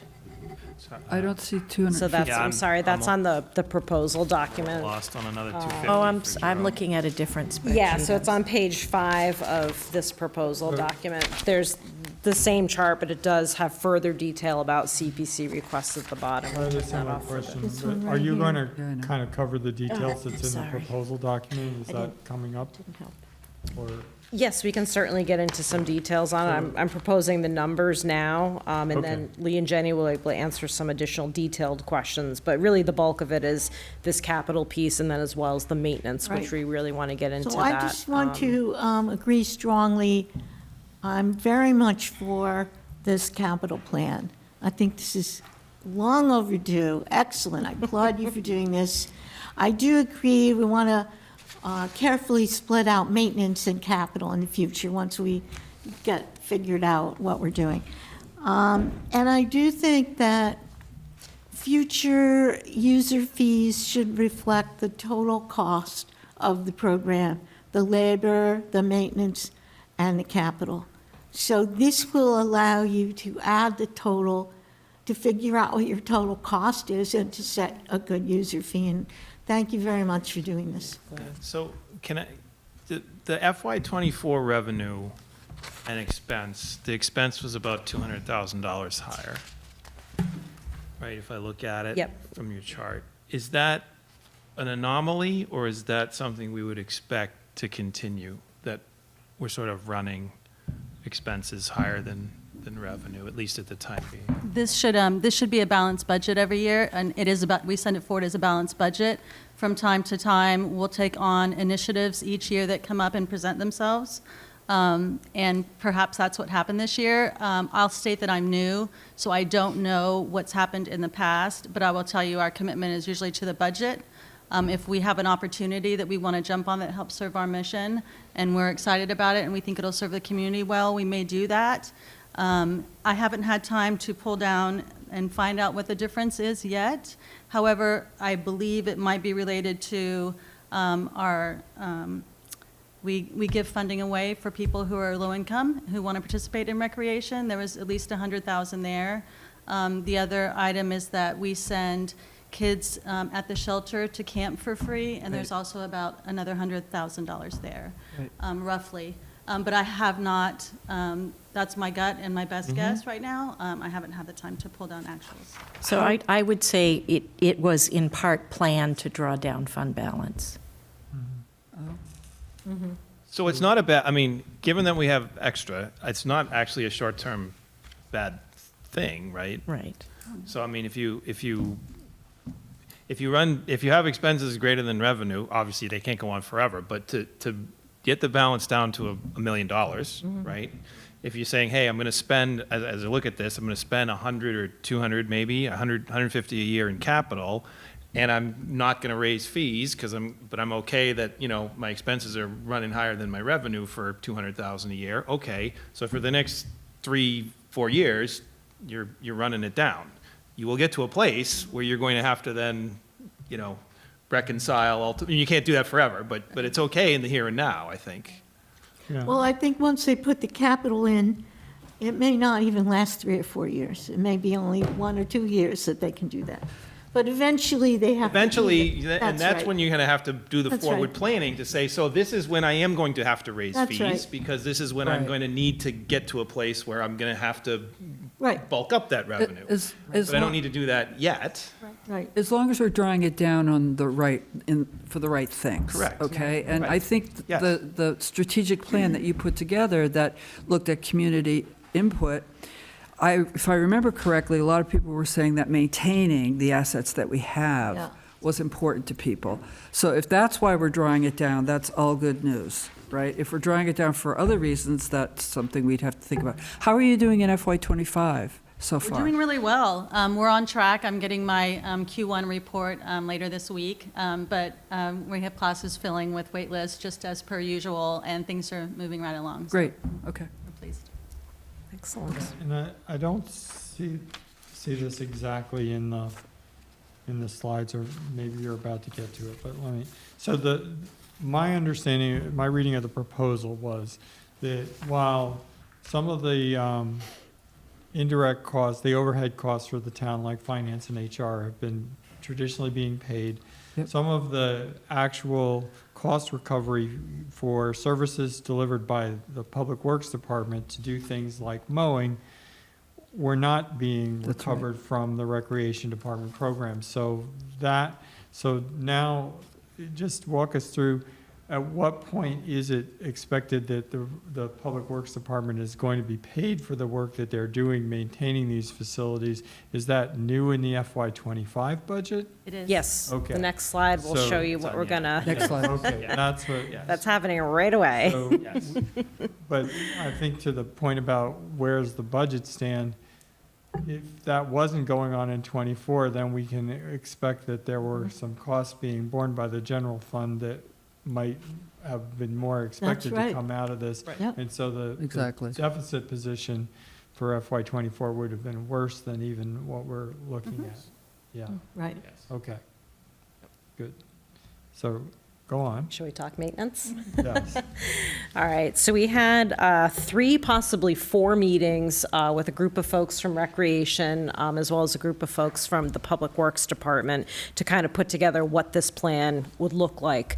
It was actually pretty amazing. The spreadsheets that were provided from Public Works had things drilled right down. They know exactly how much time it takes to maintain, let's say, Emerson Field, how much person power is needed, the dollars, the amount of time to do the work. So using that information, we had a really good baseline to figure out what was Recreation's fair share of what should be contributed to those. So starting this fiscal year, you'll see we'll be contributing labor and materials costs to, again, the areas that Recreation does the bulk of their programming on. You'll see money there for Emerson Field, the infield skins, White's Pond, Ride Out General Area, Ride Out Fields, and the side lawn at Hunt. So it's roughly $99,000 to $100,000 between labor cost and material costs that we will be transferring from this recreation fund over to Public Works to assist with those maintenance and labor costs. Do you know if the labor cost was what I called a fully loaded labor cost? By that I mean all the overhead for the person, or was it just what we pay them per hour? Benefits Yes, and pension and benefits are everything. included. Yes. Great, thank you. I had a question on this slide. The first two, Emerson Field I guess I don't know what infield skins is. Is that the dirt? This makes me laugh. I'm a little embarrassed. I have that same question for myself. I was looking at it and was about to remind myself, now, what did we determine that was? It must be. It's the dirt. I like- do believe it is the dirt, or it's in the field area. Yeah. So, thank you. Okay, Thank you so for sharing. I guess what I want to know is, what are the types of programs that are happening in Emerson Field and the infield skins? Like, who are the users and the customers? Sure. Do you want to, I know it's I do camps, have it. definitely camp stuff, but there's a lot more that happens there as I do have a well. full list, if I can find it. I can find it. Okay, Emerson Park, sorry, I'm new, I have my notes. That's amazing. I'm glad. I'm Emerson amazed you Park, believe- summer camp is using it 270 hours, it looks like. We also have, the baseball diamond. We have basketball on both courts, it looks like. At the pool, obviously, we consider as part of Emerson. We use it primarily for summer camp. The soccer field, we don't use particularly, but we do have youth groups that use soccer that we schedule. And the oval that's on Emerson Field, we use that for our events, egg drop, the Easter event, et cetera. The track, we have youth track using that area at Emerson. But I have that for this. So what I'm trying to figure out, it sounds like you've got a mix of events that recreation is running, like Yes. the egg hunt. And then you've got other ones that youth groups are using the field, or maybe the high school is using the field, or whoever is using the field. So do you charge those groups a group fee? So we only charge, the ones I listed are programs that we put on. The other ones are like CCYS, et cetera. We actually schedule for them, but we don't charge any money for the schools or CCYS. They contribute to, they do give money for maintenance, but they give it to CPW, as I understand. And so that's how that's managed. They give it to CPW? Yes, for maintenance, because they do all of the town's maintenance on the fields. So there's another number that represents how much it actually costs to maintain the facilities in This isn't the Emerson whole. Field. Right, so And this is just presumably what's they've gotten a being similar spreadsheet of data from Right. Public Works to say, okay, for the schools programs, this is how much you're using the field, same type of thing. So there's multiple people that can be contributing to the maintenance. This is Well, just one the of the- recreation program. One of the schedules in the material you gave us showed the total cost for these fields was something like 261,000, not 99,000. That is for every asset in town, but we That's only for use a few. Got it. It was So more- for so more we're only assets. moving forward Yeah. the ones that we Okay. actually use. So even for the Recreation, ones, we- these, this isn't the total cost? We get fees Right. for. Okay, wow. So just so I understand, you're saying, for example, well, my son was on the soccer team in the high school, way back, and they used Emerson Field, and I don't even know if they still use it or not. But you're saying that type of thing, the high school pays CPW? No, I'm not saying that, and I should say that I don't know what was done in the past. Well, I guess what I'm trying to say is that schools do not pay for the space they use across town. They don't. They have no fee. CCYS does pay for maintenance, and they pay the CPW department for maintenance. That's all I'm trying to say. Oh, The rest I probably don't have all the information on. Yeah, that's youth sports. Concord. Even the Cat Live region? Sports. Yeah. So CCYS, the youth groups pay, but the school teams don't pay. Is that what you're saying? Yeah, the schools get anything they need for free, as I understand it, right now.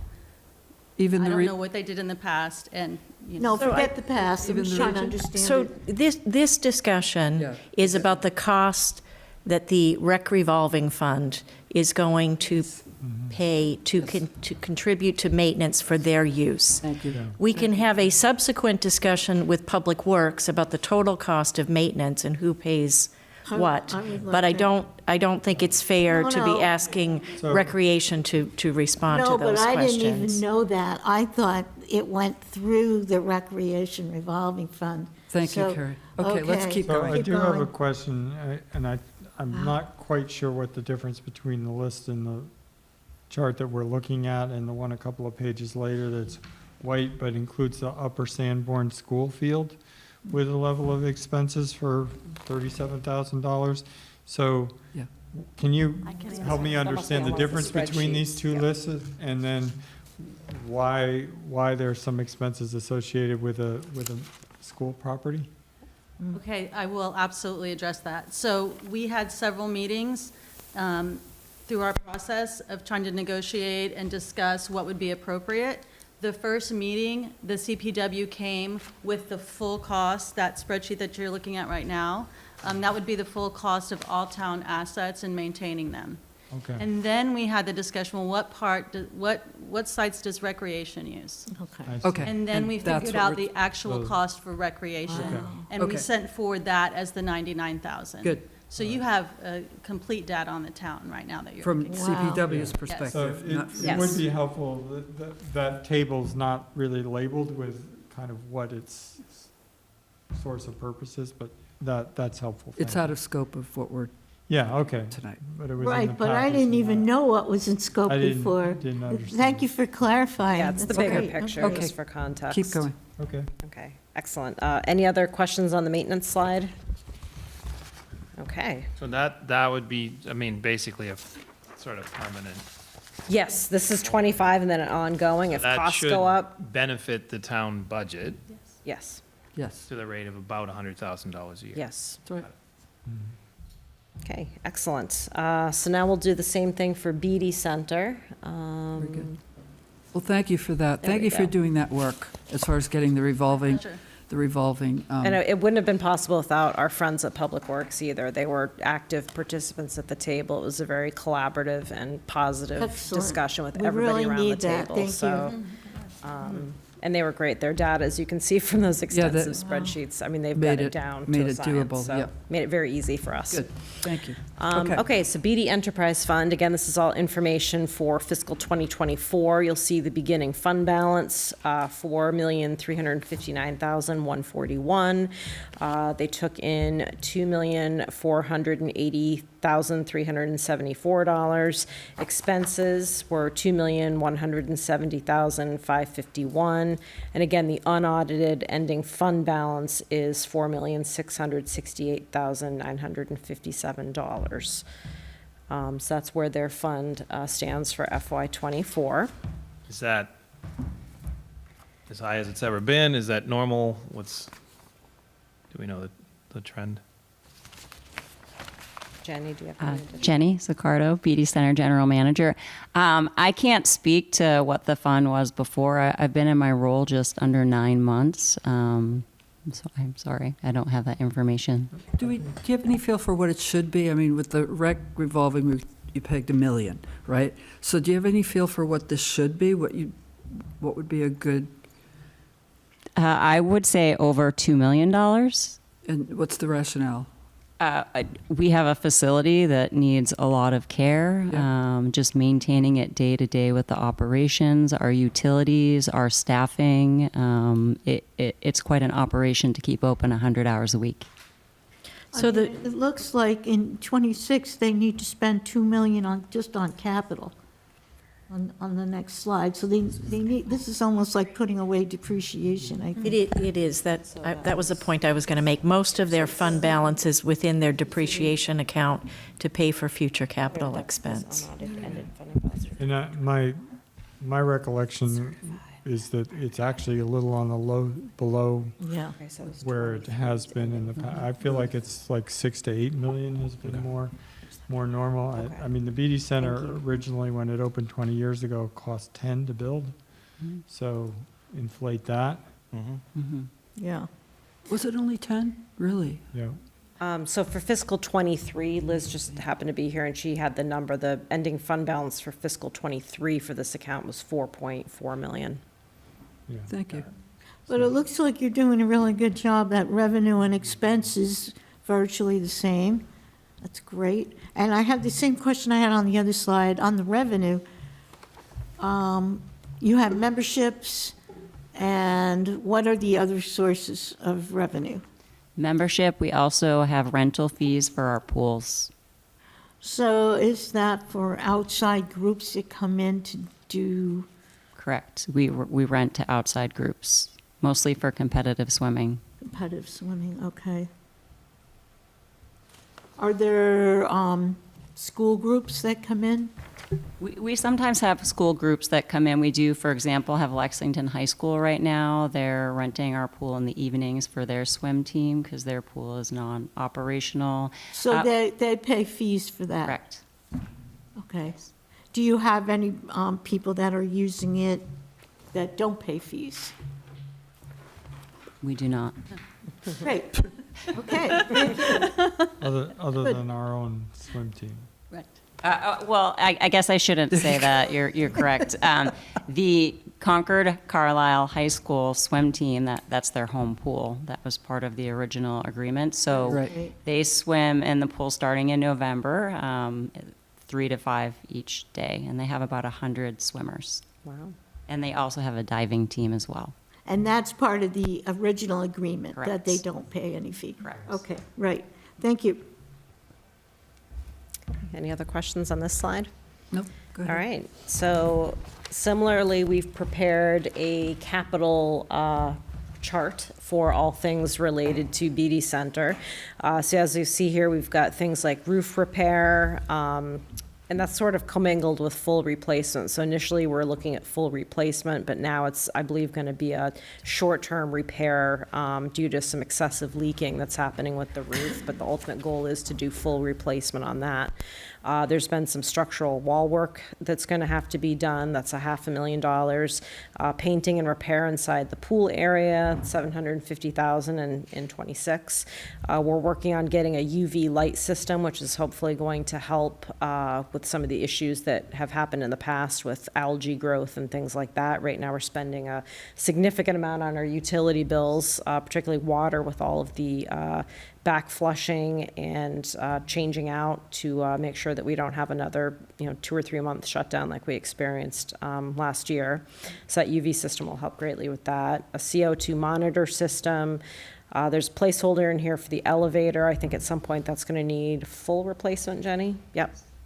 And then just various building improvements, and then fitness equipment, cardio and strength. So you'll see that, yes, there's a pot of money there, but as Jenny indicated a few minutes ago, there's a significant amount of money to maintain that building and upkeep, which is what this capital chart reflects, because it's completely funded with the enterprise fund. I know that you and we spoke about this when I came to see you last week, but first of all, the BD Center is one of the best assets. I think it's great. I mean, we're just so fortunate to have this in our town. I mean, I go there, I love it. One of the things we did talk about, though, is solar at the BD Center, because it just seems to be a prime space for solar, because your utility bills are so high, you've got full sun all day, and yet and not only that, but the town has a stated goal to move more of our municipal buildings over to solar generation by 2030. We had a task force, the BD Center was so we talk about it, we get up to it, and then we pull away. We get up to it and we pull away. And I know that, I'll just say for the public that in our conversation, I think you're learning that the roof can't support solar on the roof. Is that accurate? Yes, that is the opinion of our facilities manager, that the solar panels really can't be placed on that roof. But even if they could be placed on that roof, with the issues we're having right now with the leaking and the roof repair, it doesn't make sense to install panels, even if we find that we can, given that we need to do the repairs first. There's significant water damage coming in. I mean, even in Jenny's office, you can see water stains on her ceiling. No, I know, it actually rains in the pool, I know. Once you feel like you're outdoors, I right? know And that. the rain's coming in. It does. I just wish that, how can we get solar at BD? I mean, Structural engineer evaluation, sounds like. So can I just say with the roof restoration, which needs to happen, Yep. would come with a 15-year warranty. And so I think that's our first step in moving towards a replacement of the total roof. But I'm not sure that solar would be an option, but you would need a totally new roof before we could even consider that. This restoration is just going to fix portions of the roof, specifically like over the dive well and other portions Yep, of the yes. facility where you're seeing the leaking. Right. I think the question that I'm trying to ask is, Yes. will there be a structural evaluation of the roofing system before replacing the roof to try to understand whether it is possible to make solar an option in the future? I would think that that would be part of it, yes. Good. I mean, I think you just got to tie it into the, what we're trying to do at the landfill and overall solar capacity of our electric network and, you know, the storage and all. So maybe, right? It's just, there's Yeah. other projects too. Yeah, that I might- said evaluation.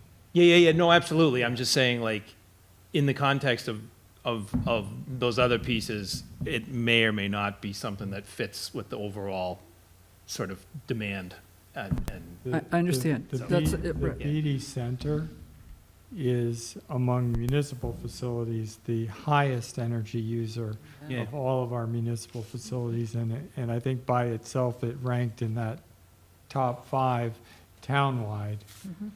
So it's, when we're talking about ways to reduce those costs, and so at the time when the full roof needs to be replaced anyway is the exact time to try to understand when it might make sense to at least plan for something like that, if not actually do it. Yeah. And So then you- other ideas have just been maybe having like covered parking and having the solar Yeah. panels there, which then we'd be able to hopefully get, some EV stations as well. I know that's a real need from the school department because they park their driver ed vehicles down at the far end of the parking lot, which I understand those are electric driver ed vehicles, but they have nowhere to charge them. So that's a need that they have. And of course, obviously, there's a lot of users coming to BD that would probably appreciate having a charging station there as well, or These several. are all great ideas, and we've been talking about them for years. I guess I'm encouraged by the work that you've done with CPW as far as, integrating the work and making sure that it's charged. And I think maybe a conversation with CMLP is also probably the next step, so that you see what's available, because you don't have to pay for, you shouldn't have to pay for the solar. Maybe CMLP would pay for the solar, or there's other ways to do it. But it should be timed before you do anything with the roof. Right. And so I'm encouraging you to start talking with them as you've done with the conversations you're having with CPW, because really, this is something that we have been talking about for a long time. The task force was we had a task force that gave us a report a few months ago, and even if you find out that the roof isn't appropriate, and you find out that maybe canopies in the parking lot is appropriate, and this would be something CMLP would have. Right. There might be a cost benefit to that. I know I told you, discouraged you, and said that's very expensive, but it still might be, there might be a cost benefit. So it's really a collaboration with CMLP that I would expect you to do before we spend any money on a roof. Exactly. Does that make sense? Yeah. Any other questions? The pool looks great. You did a great job with the shutdown. Thank you. That looked great. Thank you. So yeah, I just want to say thank you. I think we talked about, we had this original presentation, I don't know if it was a couple of months ago. And I was a little dismayed after that one, because I'm like, wait a second, we have this money, but we don't really have a plan. And I got hats off. I mean, you come back with a lot of detail. Yeah. Thought it through, broke it down. Okay, here's where we're going to spend maintenance, here's where we're going to spend capital.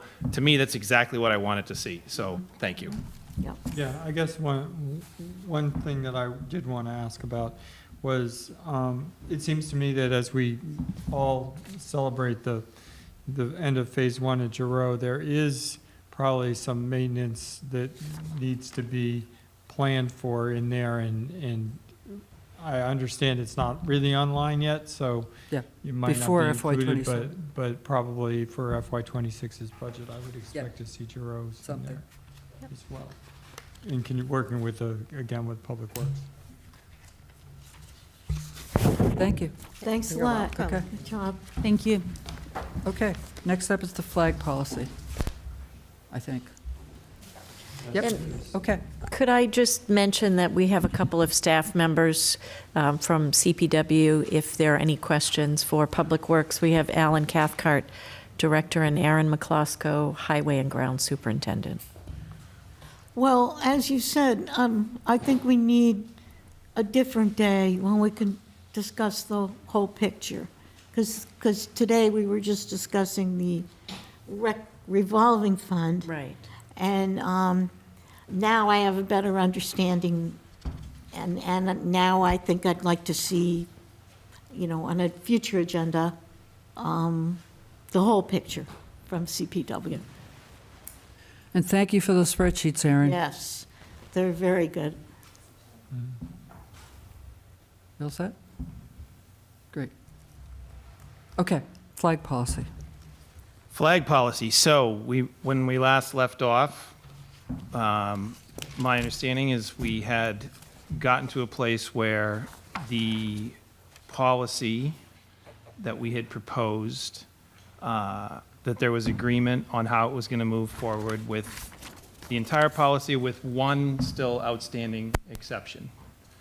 And so the outstanding exception, if we look at the second page, is the policy is written here, talks about ceremonial flags, which has really been the focus of a lot of this, right? Ceremonial flags flying on the town center flagpole and the process for doing that.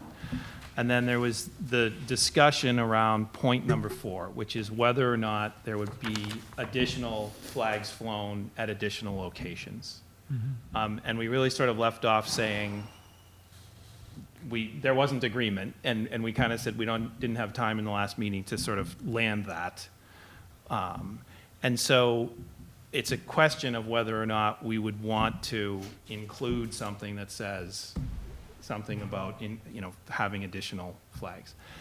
I will tell you my personal position on it, which is just I'm not in favor of it, and for the simple reason of, if you start to go down this path, you start to go down the path of, well, how many are we allowing, and who's making that decision, and why would we allow some times to do it and other times not, and who's putting up the flags? Oh, it's somebody from the town, and then we're paying them overtime, and there's a cost associated with that.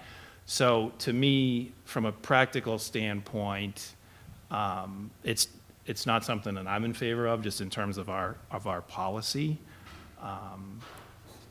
But that's my own viewpoint, and there may be others. So we're talking about ceremonial flags on Correct. flagpoles in the town. Correct. Beside the Besides in the town center, Right, yes. okay. So additional Okay. flags. What do you So want to I thought we were talking about, again, ceremonial flags or even decorative flags that were specifically on the light posts alongside the roads. Now, I think Yes. my understanding of the discussion was that we had decided that the flags that represent public sentiment or our opportunity to say something or support was the one main flagpole, and we were making Yes. those decisions. And that other flagpoles flying outside the school, the police department, wherever there are flagpoles, those are not going to be used for that purpose. Correct. And so then we're left with these flag holders, which, are generally small. I think of them as decorative and in support of some type of event, like the Pride Day celebrations, like Patriots Day parade, those kinds of events. And so I, for one, am comfortable with administrative procedures. I think of them a little bit like the occasional banner that stretches across town that announces Ag Day or whatever, also as something that administratively can be applied for as part of the support for some event that's going to take place, whether it be, Concord Festival of Authors or whatever that event is and I understand that when applications are made for that, that does cost some time and effort. We typically charge for things like putting up those banners, and there's an administrative fee associated with that and some responsibilities to provide the materials or to do that. But the distinction I'm making is I don't think of those in the same way as, a proclamation that we make when we raise the Juneteenth flag. I think of these as something that's an accessory around some other event. And under the approval of the town manager? Yes. Not the select board? Generally, yeah. I'm for administratively approving that, recognizing that to this me- is not a matter of, are we making a public speech statement? We've already have a permitting process for parades. We have a permitting process for events that block the streets, and this is a feature of those events. But they're flags, they're flags going on town Yeah. flag holders. So I don't really I understand the sentiment of what you're trying to do. I do. I understand the sentiment. But the actual sort of, hey, here's a policy, and you get into, hey, you're allowed, and I mean, again, like, there's towns that are still, Nashville, New Hampshire's getting sued right now, another new lawsuit about, hey, you let this flag fly, you didn't let this flag fly, and so it is I know you're, like, a banner, like, hey, we're gonna put up a banner in town is different to me from, this is our policy around the flag flying. So that's my sort of logic around it. Well, to me, there's a difference between what the select board is there. Help me understand this. We said that the select board will decide, and there'll be a process for one flag on one pole for one day. And now we're talking about, yes, but there are other flagpoles, secondary flagpoles in town, and we're thinking of delegating that to the town manager to decide if, in fact, we will allow flags on those poles for one day, right? So to me, the fact that it's the town manager versus the select board makes a difference. Does that make it? It might, but I don't know. I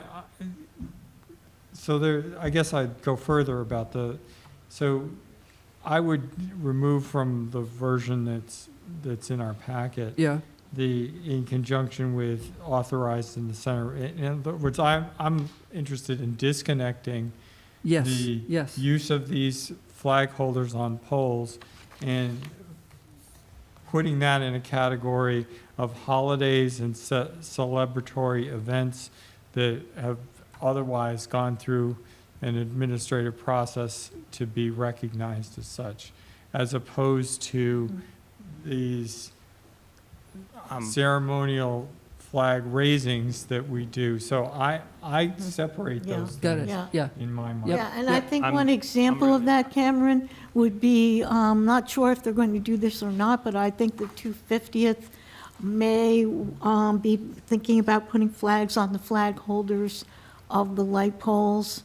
And so I knew we were working on this, and I really didn't even know what to tell them. But that would not be in conjunction with a town center flagpole necessarily, right? It's like a different thing because it's along Are they the parade flags? road. Are they going to be flags? I think so. You mean American flags? Yeah, I think they're. Well, those. Yeah, I know. American flags are already That's covered. different. Those aren't ceremonial flags. Like colonial era. I don't know That's enough different. about what I'm talking about. That's what I'm getting at. We all know what the American flag is, but there are other versions of it. That's right. That's a great question. I have absolutely no idea so far. But this is an example of something of the type of thing that could come up, especially this year. Yeah. So I take your point, Cameron, that if we do for one, we have to do for all. But then if you have a special event like the 250th. So I'm sorry, you're saying there's a different, It's not the American flag? So if you. No, I think it is going to be. We're wondering- colonial era version of the American flag with like the circle of 13 stars or whatever it was. So that's not the current American flag. Like I assume that when we talk about the American flag, we're talking about the actual 13 stars and 13 stripes, 50 stars, the actual American flag right now versus some antique version that might be used in a 250th celebration. But actually, even if it is the current American flag, Yeah. does number 4 apply to No. the flag holders on the town light poles? And number 2 only applies to the main flag in the Monument Square? Or- It's separately covered that you can fly the town, The U.S. government flag. Yeah. That's not, we're American talking flag. ceremonial Yeah. flags here. We're not talking the official flag of the United You say States. may fly American, That's a whole American separate- flags. It Okay, doesn't say. ceremonial It says, flags. it says may fly American flags. All right, so it depends Yes. what a Yes, so ceremonial flag we're means. only, Be covered. right, Yeah. so we're only talking, so if the, the colonial American flag is a ceremonial flag, Right. it's covered here, Well, right? or depending on whether it's just an American flag or Okay. a Okay. ceremonial flag. Well- Be a separate discussion. Yes. Yeah. I like the idea of pulling number 4 out and putting it in its own section for the reasons that Mary stated. And in addition, Mary, you used the word delegation of authority. This would be a delegation of authority if the board wanted to delegate it to the town manager. These polls are within the right-of-way, so they are under the jurisdiction of the select board. So I think I got to tell you, we can talk about this, Let's hear but be what- very careful about how people have been sued and all of these things. Be very careful about saying, hey, now we're going to have another thing where the town manager is just going to decide which flags get to fly and which ones don't. I'd like to hear the rest of what Carrie had to say. I just think, because it's a separate thing, putting it in a separate section, Yeah. making the clear distinction, if the board wants to delegate that authority, that it is delegated, because it is, again, within the right-of-way and would typically be decided by the select board. And I think the only other thing I would say, and it was said the last time this was brought up, the fact that if these flags go up, we use a bucket truck, and we can't commit to a specific, a 24-hour timetable. Yeah, we don't. Right, and typically they're there for more than one day because obviously it takes some time to, I think about it more like the holiday decorations. I appreciate the notion that technically they're flags, even if they're, 18 inches by 12 inches or something, they're a flag. But they are, I'm distinguishing them from town's official government speech. But that's the way I think about it, I appreciate that there are nuances.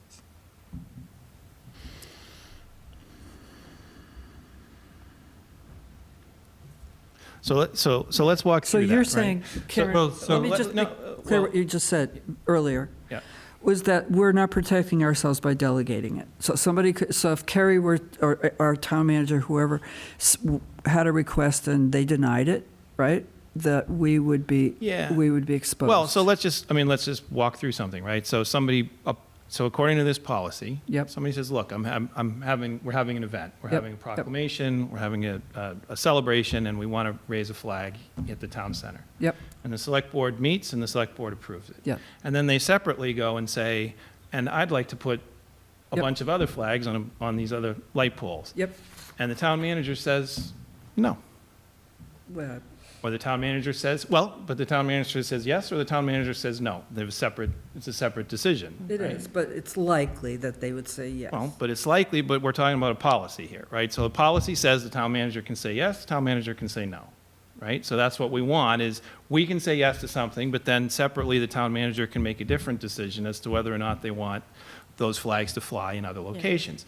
So my point is, if you do that, just remember, let's all recognize what we're doing. If somebody says, oh, wait a second, you approved mine, you didn't approve, you approved this one, you didn't approve that one. Right.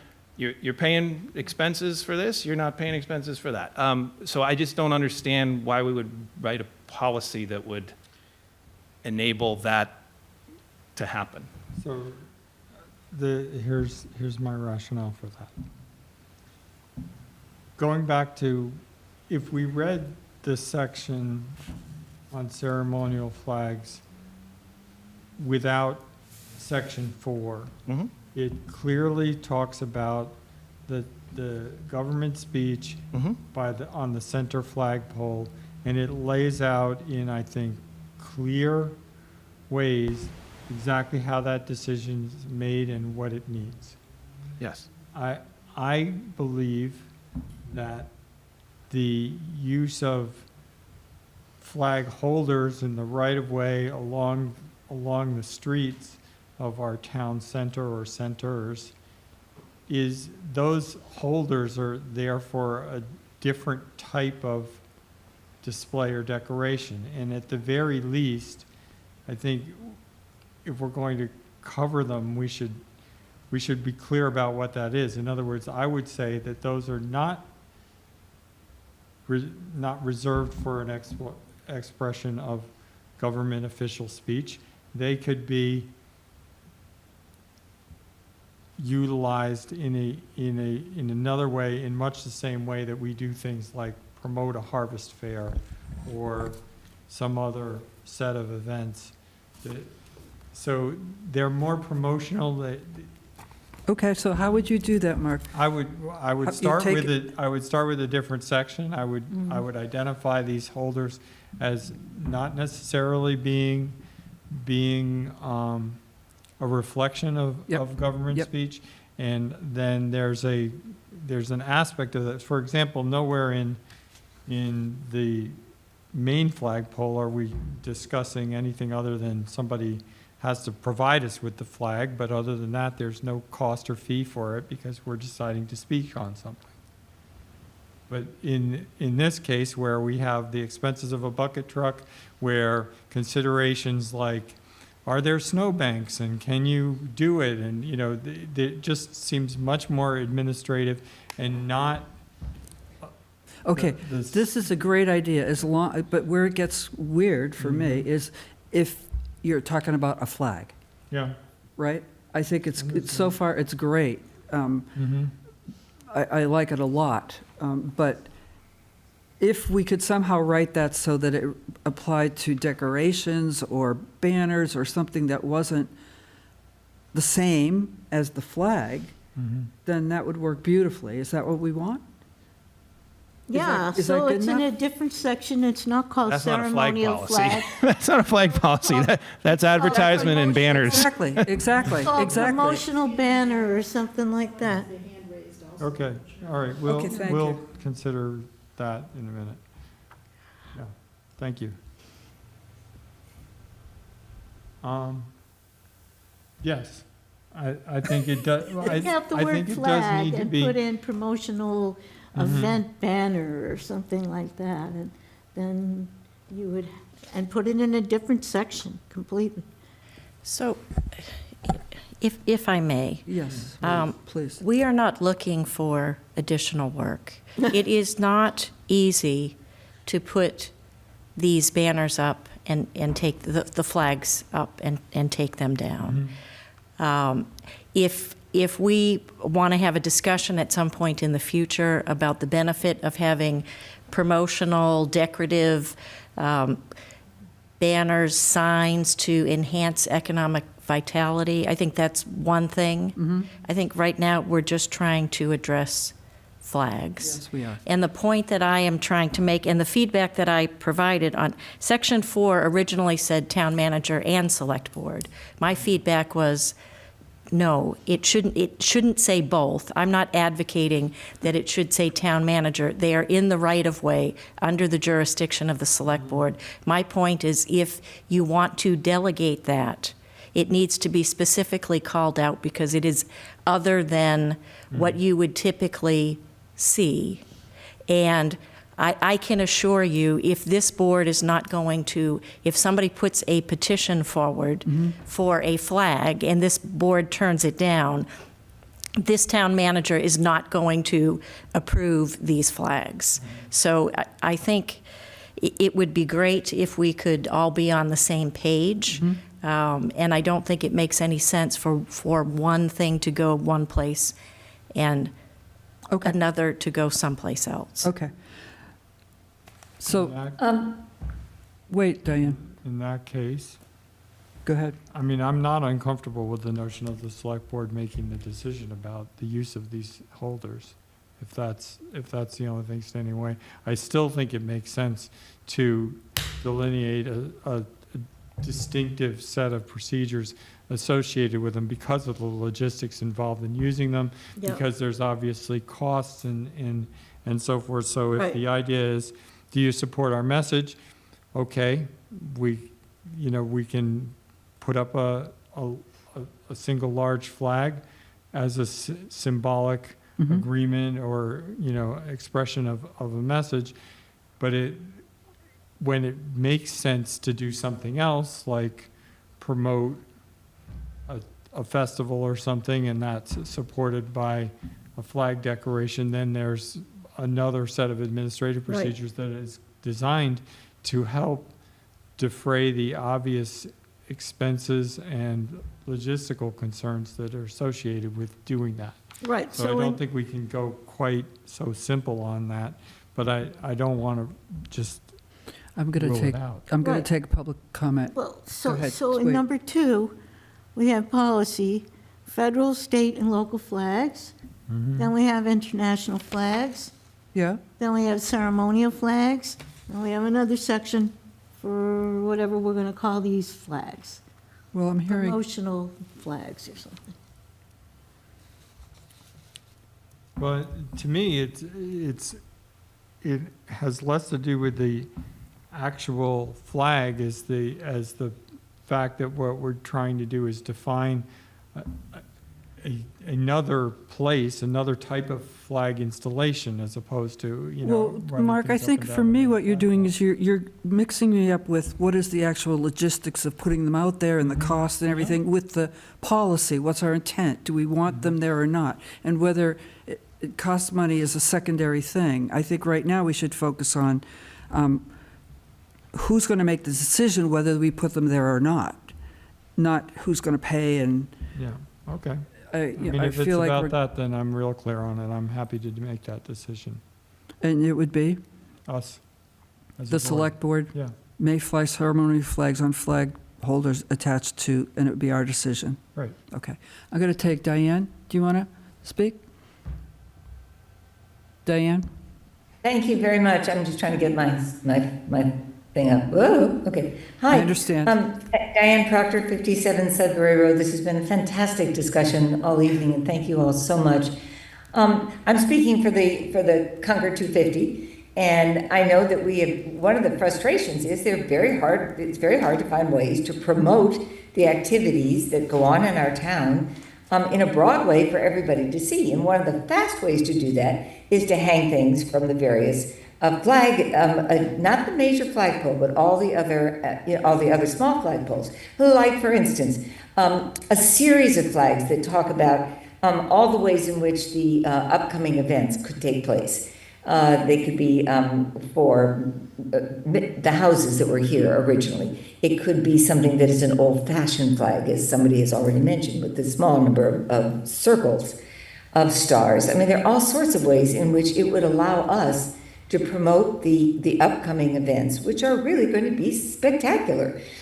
But we're so limited. We have to either buy an ad in the bridge, or we have to print posters and pass them out to everybody. I mean, it's just crazy. But if we could find a way, and we could subsidize the town's cost on this, Carrie, so that it would not be, ruinous for the town to help us with this. But we're limited in our imagination if we're not allowed to use those strictures. So I hope that you can think about that. And I'm speaking for the 250, but I suspect I'm speaking for many organizations in town when they have something vibrant and lovely that brings the whole town together in a collaborative celebration. So I hope you will think about that as you proceed in your deliberations. Thank you. Thank you, Diane. The gentleman in the room, anybody want to make a comment? No? Yes? No? I mean, just quickly, again, I think I might have already addressed this Yeah, in kind my of. public comments, that we should try and do something that's going to address the needs, the desires of all our citizens, and certainly the select board being able to make that decision, and the discretion of the town manager on hanging, but understanding that they're very likely going to be aligned. Mhm. Thank you. So I think we have discussed flags A lot. a lot. And I'm- I think if we're not ready to decide in a few minutes, we might put this off because we have a lot of other business, but maybe we're ready to decide. That's a good, are we ready to decide?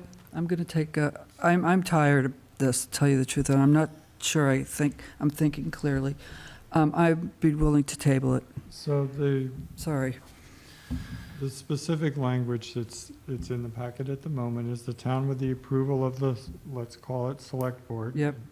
May fly ceremonial flags, I don't think we Right. need a number, on the flag holders attached to town light poles in conjunction with an authorized flag on the town center. So it's that last part that I want to disconnect it from the town center flagpole.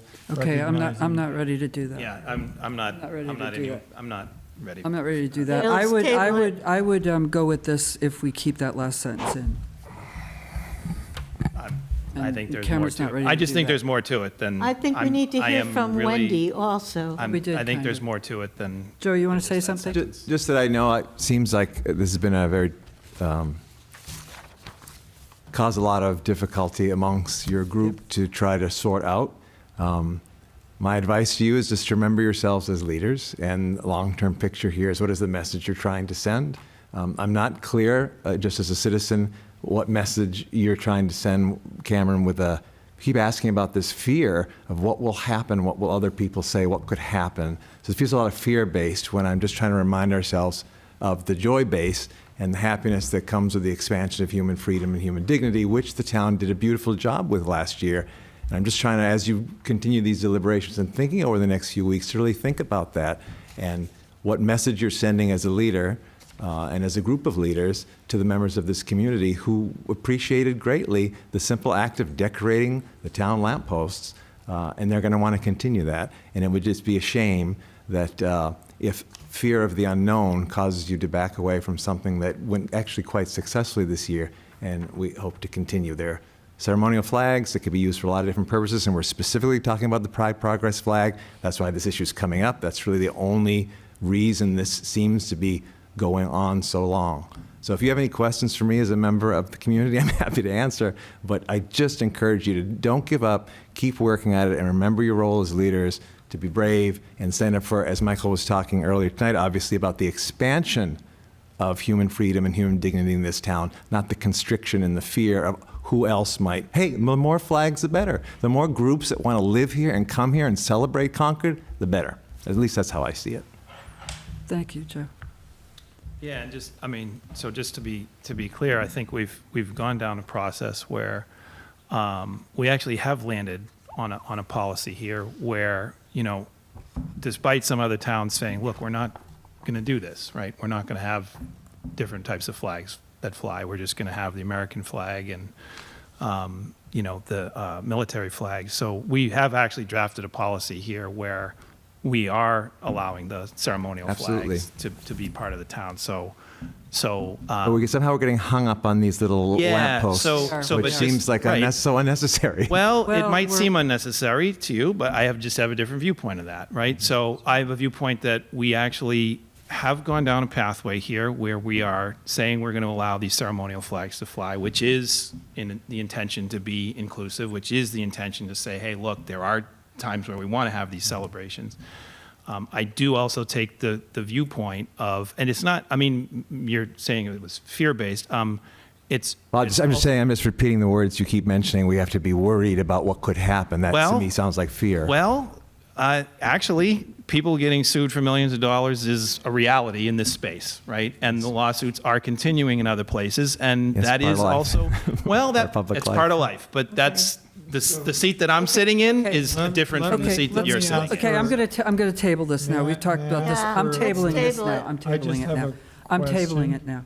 that would be helpful for me in terms of getting to Mark, closure on this? I'd like to table the I conversation. just want to know what in conjunction with means when we revisit this. We'll talk about that when we come back Okay. to it. Just log in the question. Thank you. Thank you. We'll table this and bring this Great. up another night.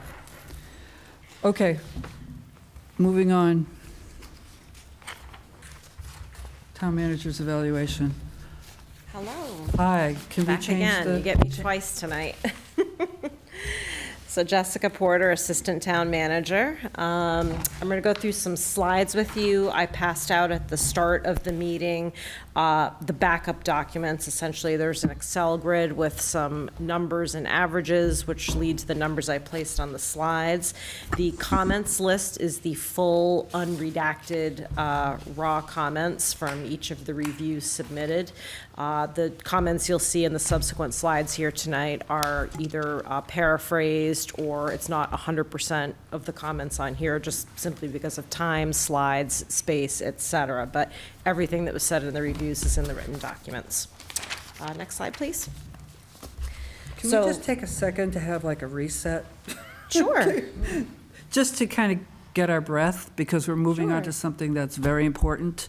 And I don't want the conversation that we had before that was kind of unresolved to shadow this conversation that we're having Like now. a 1-minute stretch? I think, yeah, I do. I think a 1 minute, something, some kind of a, Drink of water. like, do we have some sherbet that we could cleanse our palates, cookies, something like that? Because this is, Cookies. We have cookies. You really do have cookies? As long as Joe gets a cookie, he needs a cookie.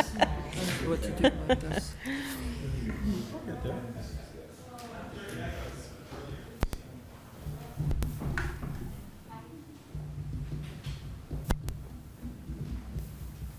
Start signing stuff.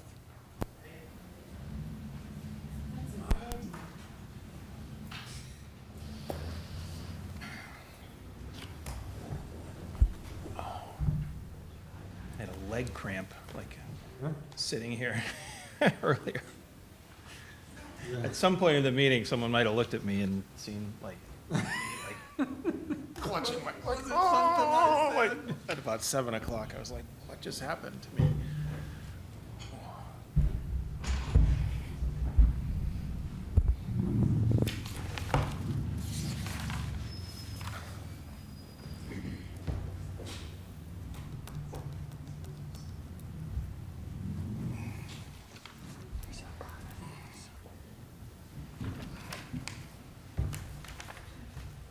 So Jess, it'd be helpful if we just grounded ourselves on what we're doing tonight. Sure.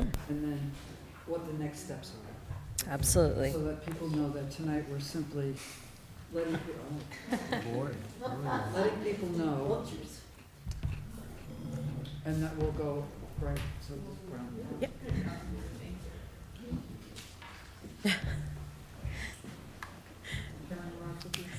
Sure.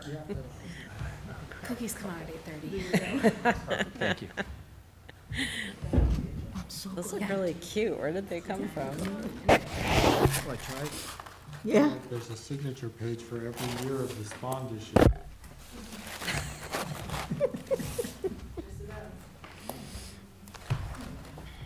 Okay, are we ready? Are we ready? Are you ready? Okay. We're ready. Reset done. Okay. So tonight I'm going to walk you through the performance review for the town manager for the period fiscal 2024. Tonight we're simply going over the composite review results, which the board is actually seeing for the first time. Per open meeting law, you're not allowed to see the composite review until it's presented in open public meeting. So this was essentially put together by me based on the individual reviews of the sitting board members, with the exception of Cameron and Wendy, as they were not on the board for fiscal 24, and then we also had input.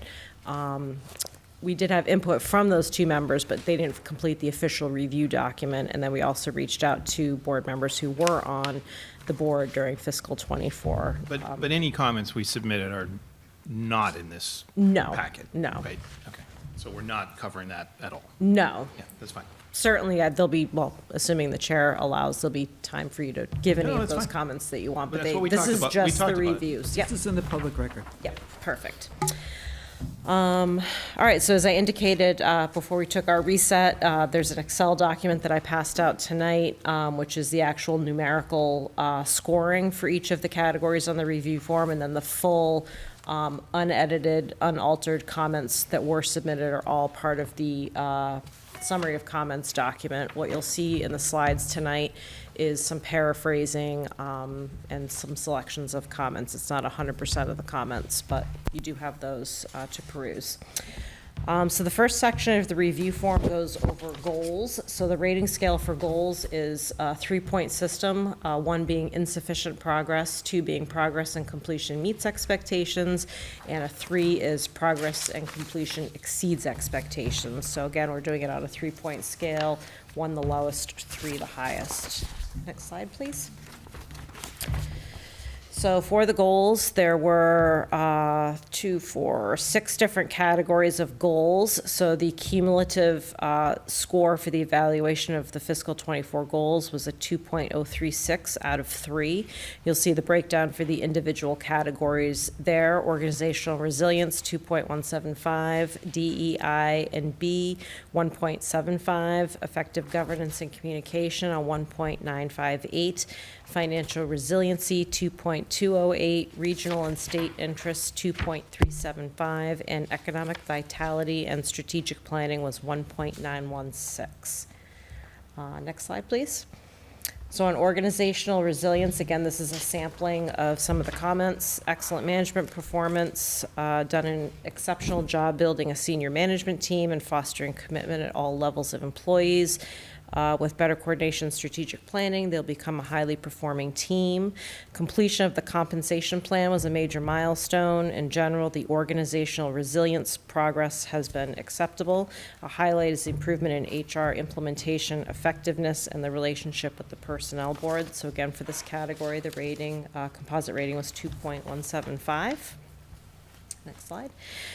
DEI and B, diversity, equity, inclusion, and belonging, 1.75 out of 3.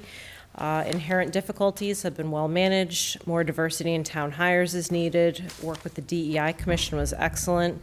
DEIB efforts have resulted in some progress. However, as a community, there is a learning curve. Ongoing focus is needed to build on the limited progress. And a fully populated senior and supervisory management team enable this, and so that must be a priority. Effective governance and communications, this category under goals was a 1.958 out of 3. Efforts to support board and committee operations are evident. The town manager's leadership and support for this is evident. This is an area where delegation to a senior leader in the organization could result in better progress. Select board needs to be more effective and proactive in selection and management of committee members. And while communication with the town has improved, we still need a more user-friendly website. Also, a robust communication strategy to more effectively promote town achievements and wins from the perspective of a town resident would be helpful. Under the financial resiliency goal, 2.20 out of 3, forecasting and aggressive grant applications will be ongoing every year. More basic analysis is needed to maximize efficiency in recreation, ambulance, town school chargebacks, revolving, and enterprise funds. Excellent job on capital forecasting, risk management, and grant opportunities. Again, chargebacks and other special revenue opportunities still need review and updating. The results of building a strong town finance department team are emerging in the financial resilience area. Continued focus on these priorities through effective management of the financial systems improvement projects should result in more progress as the staff is able to use the improved systems. Under regional and state interest goal, 2.375 out of 3. Relationships with state and federal elected officials is healthy, and we do a good job advocating for the town. MWRA is a slow-moving project over which we have little control, and good progress in representing Concord at the state level was evident this year. And the last goal category of economic vitality and strategic planning, 1.916 out of 3. Excellent work with the business community, time to research and implement streamlined permitting, more education and communication is needed. Strategic planning, especially around facilities, is urgently needed. Tracking and reporting of project status could be improved to ensure that the select board has ready access to interim status as needed. This would benefit from a senior staff focal point being clearly identified to consolidate the portfolio of reports for the town manager. So Jessica, the composite score for this section was 2.036, right? Yes, correct. Okay, and now you're on to the leadership session. Yep, so that was all of Part A, which is the goals. So yes, now we'll move on to the general leadership section, or Section B on your review form. So this also used a 3-point rating scale system, 1, 2, 3, 1 being a below satisfactory rating, 2 is satisfactory, and 3 is above satisfactory. So for evaluation of general leadership, you'll see there's 6 categories there. The overall rating for this section was a 2.566 out of 3. You'll see there were sections relative to board support, leadership, management, finance, communications, and personal characteristics. Again, the figures are there, 2.75 on board support, 2.65 for leadership, 2.5 for management, 2.55 for finance, 2.437 for communications, and 2.5 for personal characteristics. So under board support, supports board policies but is not able to implement all of them, generally informs the board of major program changes but occasionally fails to do so in a timely manner, excellent mutual respect and trust, open and reliable, spends time to communicate and collaborate with the select board, keeping them informed, meets expectations in all areas of board communications and support, and manages diverse perspectives of the board professionally. Leadership, 2.65, shows leadership by identifying innovative solutions, building consensus, promoting a positive culture, and being open and transparent. Excellent in staying on top of emerging situations. Negotiations and conversations involving Giroux Park, cell towers, flag policy, etc., are testaments to an ability to seek solutions amid a strident and diverse group of residents.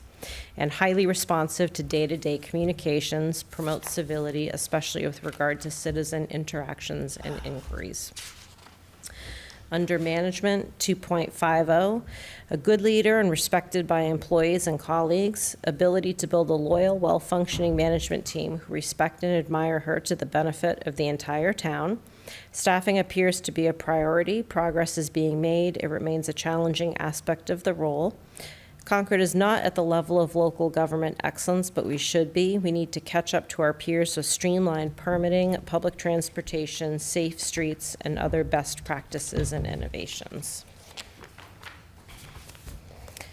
Under finance, 2.55, excellent performance in this area. Creative financial management and creative use of resources are 2 top strengths.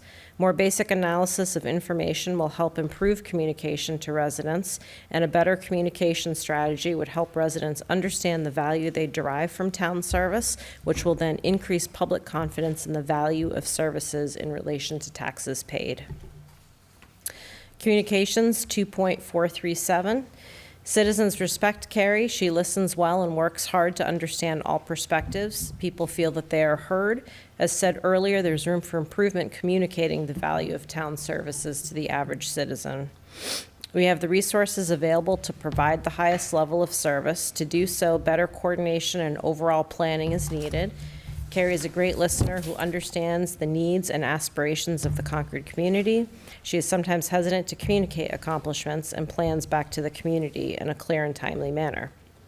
Her experience is growing within the community. She is a good match and results are emerging. Personal characteristics, 2.5, highly approachable, high ethical standards, unquestionable integrity, easily approachable. The community would welcome more enthusiasm for new ideas. Appears to be building a team that also exhibits these values, and that is a positive sign for the future. At times lacks energy and passion, some improvement needed on follow-through and can-do attitude. And now we've got a couple of slides just summarizing some recognized strengths. Integrity, honesty, and respect from staff and residents, ability to attract and retain a competent, engaged, loyal senior management team, solid budgeting and financial skills, excellent communication, transparency, and support between the town manager's office and the select board, ability to navigate a solution to complex problems among diverse and passionate opinions, and excellent listening skills. Some areas for improvement: reset priorities to pay more attention to strategic planning, do less work that could and should be delegated, carefully establish deadlines for projects and then consistently meet deadlines, develop an outward-facing communications program to compellingly demonstrate to townspeople the value of town government. And then the last slide, just some general overall comments from the reviews. Has built a strong team and is leading by example. Major holes in the organization have been filled, and assuming that these new leaders can stay in place and develop, it bodes well for the future. Performance is meeting expectations for leadership and addressing the most critical needs.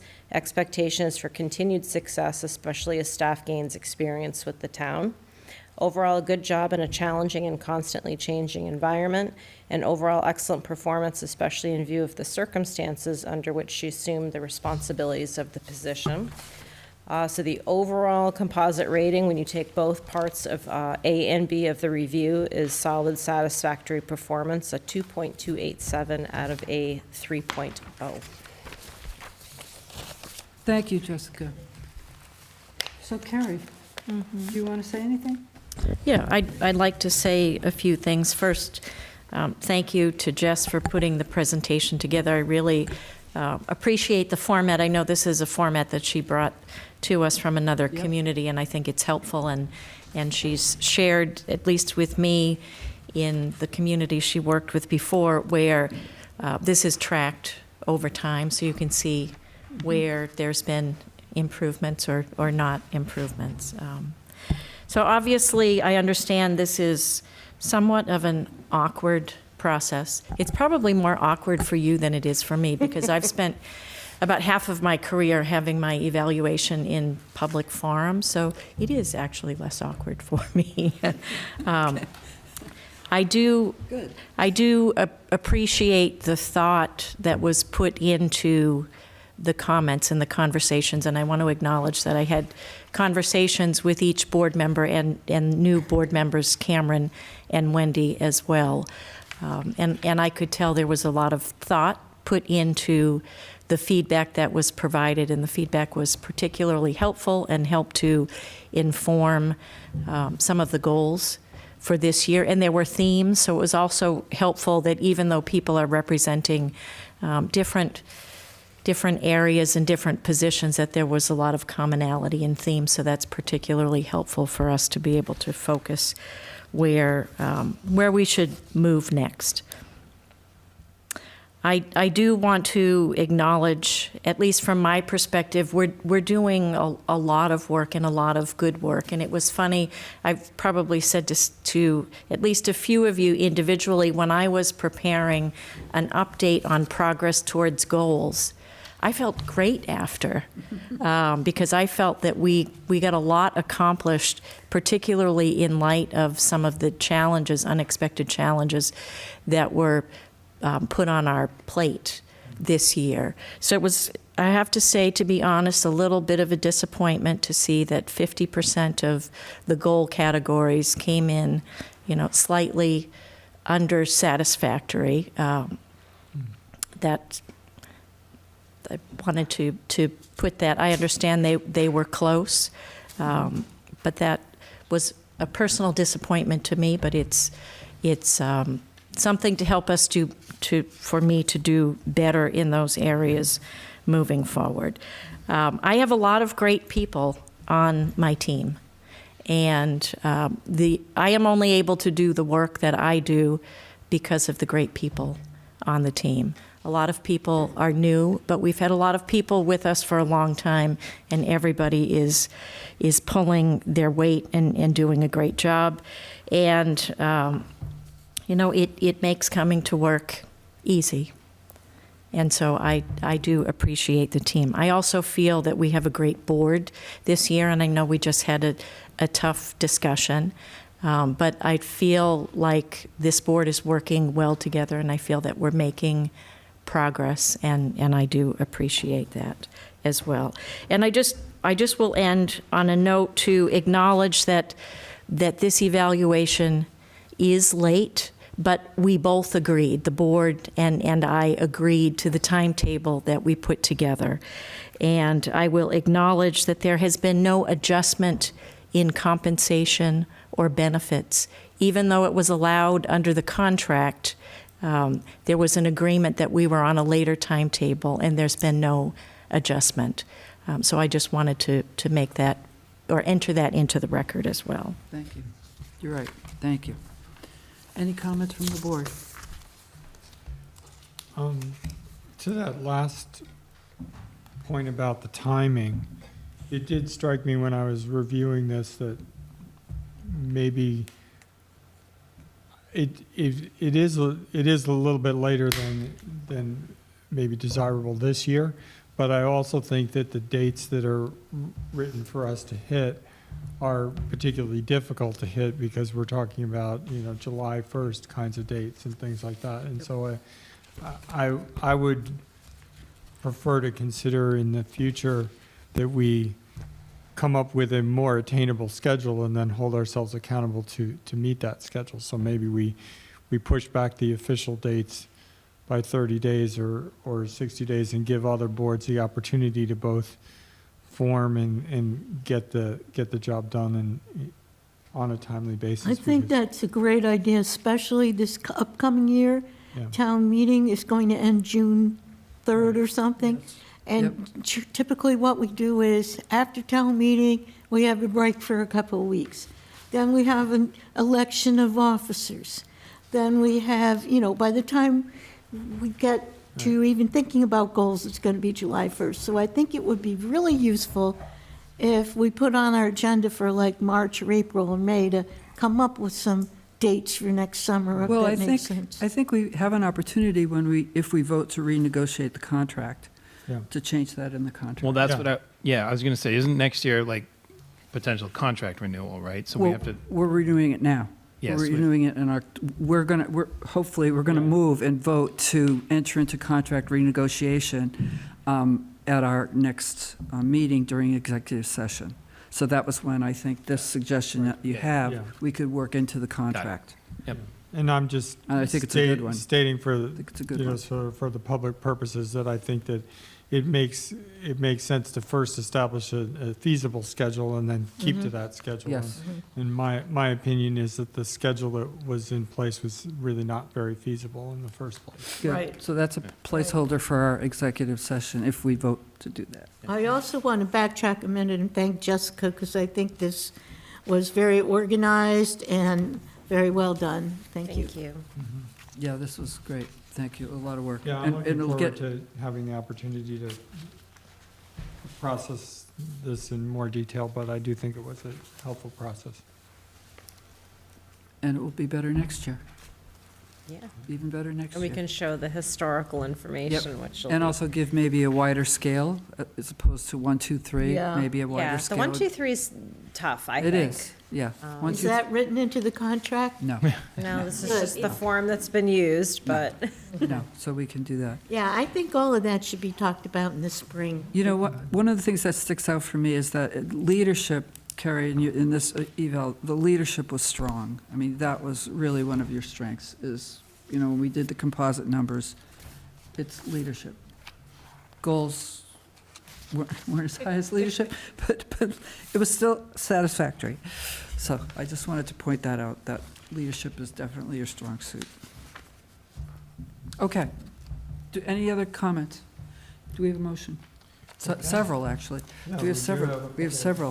motions to consider. First, move to accept the town manager FY24 consolidated annual evaluation as compiled and presented at this meeting. Do I have a second? Second. All in favor? Aye. Aye.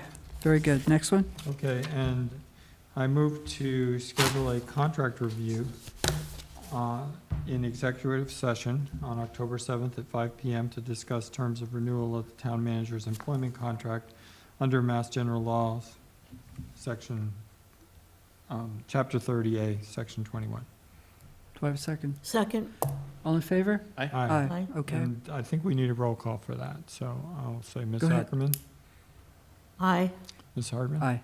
Mr. McKinnon. Aye. And myself, I'm an aye. And also move to schedule an executive session at the same time, October 7th at 5 PM to discuss the town manager's FY25 compensation package under Mass General Law, Chapter 30, Section 21. Second. All in favor? Oh, you need a Roll roll. call, Ms. Ackerman. Aye. Ms. Hardman. Aye. Mr. McKinnon. Aye. And myself, an aye. Aye. I also want to thank you, Carrie, for having this a public, doing what we should do, which is to make it public. Because I know it's good practice.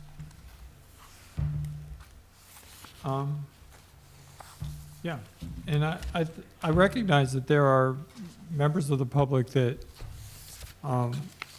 may want to have input into this, and my opinion on that is that that's part of the role of your members of the select board, and certainly, you know, you're free to, if you have such input, you're free to come and make a public comment or approach a member of the board and make your impressions known there. It is one of the roles of the select board members ourselves to make these evaluations, and I think as a former manager, I realize that at the end of the day, you have to hold your own counsel on evaluations. It's a challenging thing, and it involves weighing a lot of factors. So I would just say to the public, if you have an opinion, please share it with one of us, or send a letter. I mean, send a letter. There are ways to let us know all year long. You don't, but the annual evaluation is really the responsibility of the select board. Thank you for bringing that up. Sure. Okay. And I have one more comment that kind of segues into the next thing.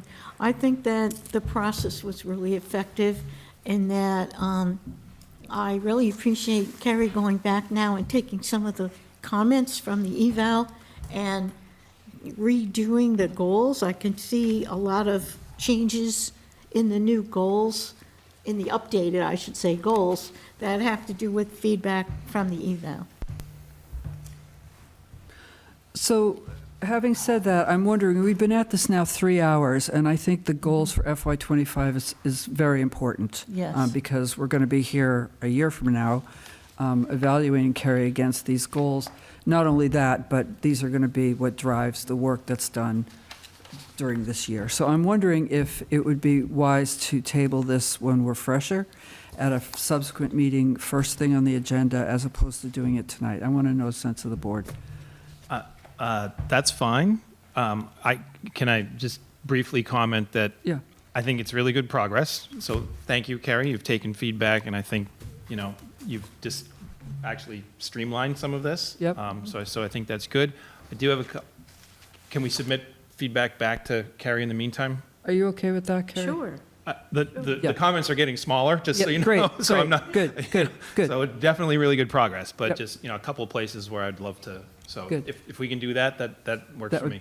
Yeah, and I think that what you've given us in the package, I think, will also help inform Yeah. some of the comments that we're going to make. What do you think, Mark? Are you okay I with that? agree with that. I like the idea of also establishing where the sort of leadership on certain areas needs to be between the select board and the town Yes. manager. We've noted that we have a Yep. set of select board goals, and I'm always a fan of integrating and really making those things complementary to each other so that we've recognized the Yes. structure. So after we do this, finalize these with Carrie, then we will revisit the select board goals in light of these and Okay. what she learns from the senior management team. So what do you think? I totally agree, and I really like the idea of putting it first. Yep. You know, maybe right after consent not- calendar we're or not something, exhausted. because when it's this late, every time we're Retired. And it's That too would be- important to be, Yes. to be, I love that idea, and let's give it, you know, enough time. good. And then now we're moving to, we're going to do the dog thing. Yeah. And I'm recusing myself. as a resident of Concord Green, and I'm going to turn it over to you, Mark. All right. Give you a moment for full recusal. Yes. While I find my way to the. Okay, take it away. Oh, okay. Yeah, okay. All right, are we ready to go? This Yes. should be a quick item. So at your August 5th Select Board meeting, you were presented with a request to schedule, or you were presented with a complaint on a nuisance dog with a request to schedule a hearing on this matter in accordance with Mass General Law. You heard from special counsel, reviewed the petition, and asked or assigned it back over to me for mediation. And you asked for an update in 45 days. I'm here this evening to let you know that we are making progress, but I would like to request that you continue this item through the end of October. And the reason is it did take us, we spent quite a bit of time trying to understand what was the next best place to go here. And because we had attempted through our animal control officer and other members of the police department to mediate and come to a solution, but were unable to, we were looking to see what other additional resources we might have. And actually found that C4RJ, which is a Concord-based organization, Communities for Restorative Justice, they work in the usually in the criminal field, and this is an alternative dispute process. But we like the model where they are working with parties to come to an agreement rather than to assign blame. But what is it going to take to get to a better place? So I had a couple of conversations with the executive director, and again, because it was the summer, it took a little bit of time to work through this, and this is a different model for her and her group. But she agreed that there would be a process for this group to use their model to have a process for something, an alternative to traditional mediation. So she put together a proposal. The proposal is included in the packet. The proposal was shared with both of the parties to this complaint, and they both agreed to participate on a voluntary basis in this process. I did check back with Erin Freeborn, who is the director who is working on this, and she did say that she has reached out to both parties. She's spoken to one but not the other, and she just needs some additional time to be able to work through this process. And I'm hoping that we can come up with a good solution to resolve the problem without the need for the board to decide whether or not there is a sufficient basis to have a public hearing, which obviously is a very difficult thing to do. It would put the board in a tough position, and it would frankly put both of the parties in a tough position. So I'm hoping for a good solution, but again, it's going to take a little bit of time. So if I could just say, I love the solution. I was an advocate at C4RJ for about 5 years. I think this would be a really good way to do it. I think it's very creative, optimistic it will work. Yeah. Ditto that. Yeah, I'm familiar with the organization, and I think it is also a good solution. I think that it's potentially a model that we might want to use in other types of situations here in Concord as well. I know there's been some discussion about how we might, leverage the fact that C4RJ actually was sort of born here in Concord, and use that in some of the other more challenging issues that have come up. So I like the idea of trying. I will tell you, I did have that thought in mind, and specific issues we've worked through in the past, which is another reason it took us a little bit of time to walk through what this process would look like. And I'm really encouraged that the parties involved here seem to be interested in exploring that too. That's really good. That obviously is also valuable. Okay. Okay, so we need motion. to approve a request for an extension of the dog arbitration update. And do we want to put a specific date on that? And if so, what is it? I would like an extension through October 31st and then report to you at your next meeting, November 4. All right. Any further discussion, questions? So the motion is the extension through October. Yeah, move to approve the request for an extension of a dog arbitration update to be completed by October 31st with a update scheduled for our meeting on November 4th. Second? Okay.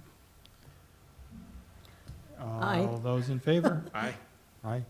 Thank you. Great. All right. Let's let Mary know that she can come back and adjourn us.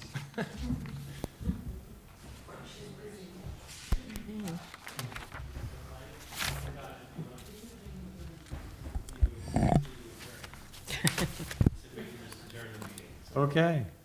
All right. With no other business before us this evening, I'll declare the meeting adjourned at 9:04 PM.